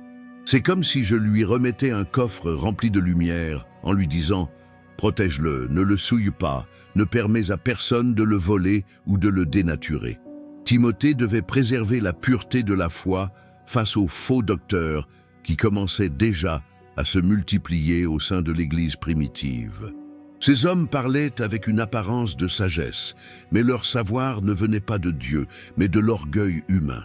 C'est pourquoi Paul les appelle ce qu'on appelle la science. Il s'agissait d'intellectuels qui, sous couvert de logique et de philosophie, nièrent les fondements de la foi, tentant d'expliquer par la raison ce qui ne peut être compris qu'avec un cœur régénéré par le Saint-Esprit. Paul savait que la véritable sagesse ne se trouve ni dans les livres, ni dans les débats, mais dans l'obéissance à la parole de Dieu. C'est pourquoi il insiste, gardez ce qui vous a été confié. Le mot « garde » évoque une protection acharnée, à l'image d'un soldat gardant un trésor sur le champ de bataille. Et c'est bien ce qu'a été la vie de Timothée, un combat spirituel incessant. Face aux philosophies divergentes, aux persécutions et aux mensonges, il dut rester ferme, brandissant l'étendard de l'Évangile avec pureté et courage. L'apôtre avait déjà vu beaucoup s'égarer du droit chemin. Certains, qui prêchaient jadis la vérité, avaient fini par être corrompus par l'ambition ou le désir de reconnaissance. C'est pourquoi il ajoute un dernier avertissement. Certains, tout en professant la foi, se sont éloignés de celle-ci. 1 Timothée 6, 21. Quelle douleur Paul a dû ressentir en écrivant ces mots. Il avait vu des compagnons abandonner la cause spirituelle, délaissant la croix pour embrasser le monde. Et maintenant, de loin, il supplie Timothée de ne pas les imiter, de rester fidèle, même au prix de sa vie. Imaginez la scène. Paul, un homme âgé, peut-être à la vue déclinante, la main tremblante sous le poids des années et marqué par les persécutions. Il est à Rome, ou peut-être en Macédoine, écrivant avec un cœur débordant d'amour pour ce jeune homme qu'il a vu grandir dans la foi. Et tandis que les mots jaillissent, son esprit est empli de gratitude. Il sait que Dieu l'a soutenu, que sa course touche à sa fin et que Timothée est le prolongement de sa mission. Dans ces dernières lignes, l'apôtre ne laisse pas un message de désespoir, mais désespoir et but. Il lui rappelle que sa vocation ne dépend pas des circonstances, mais du Dieu qui l'a choisi.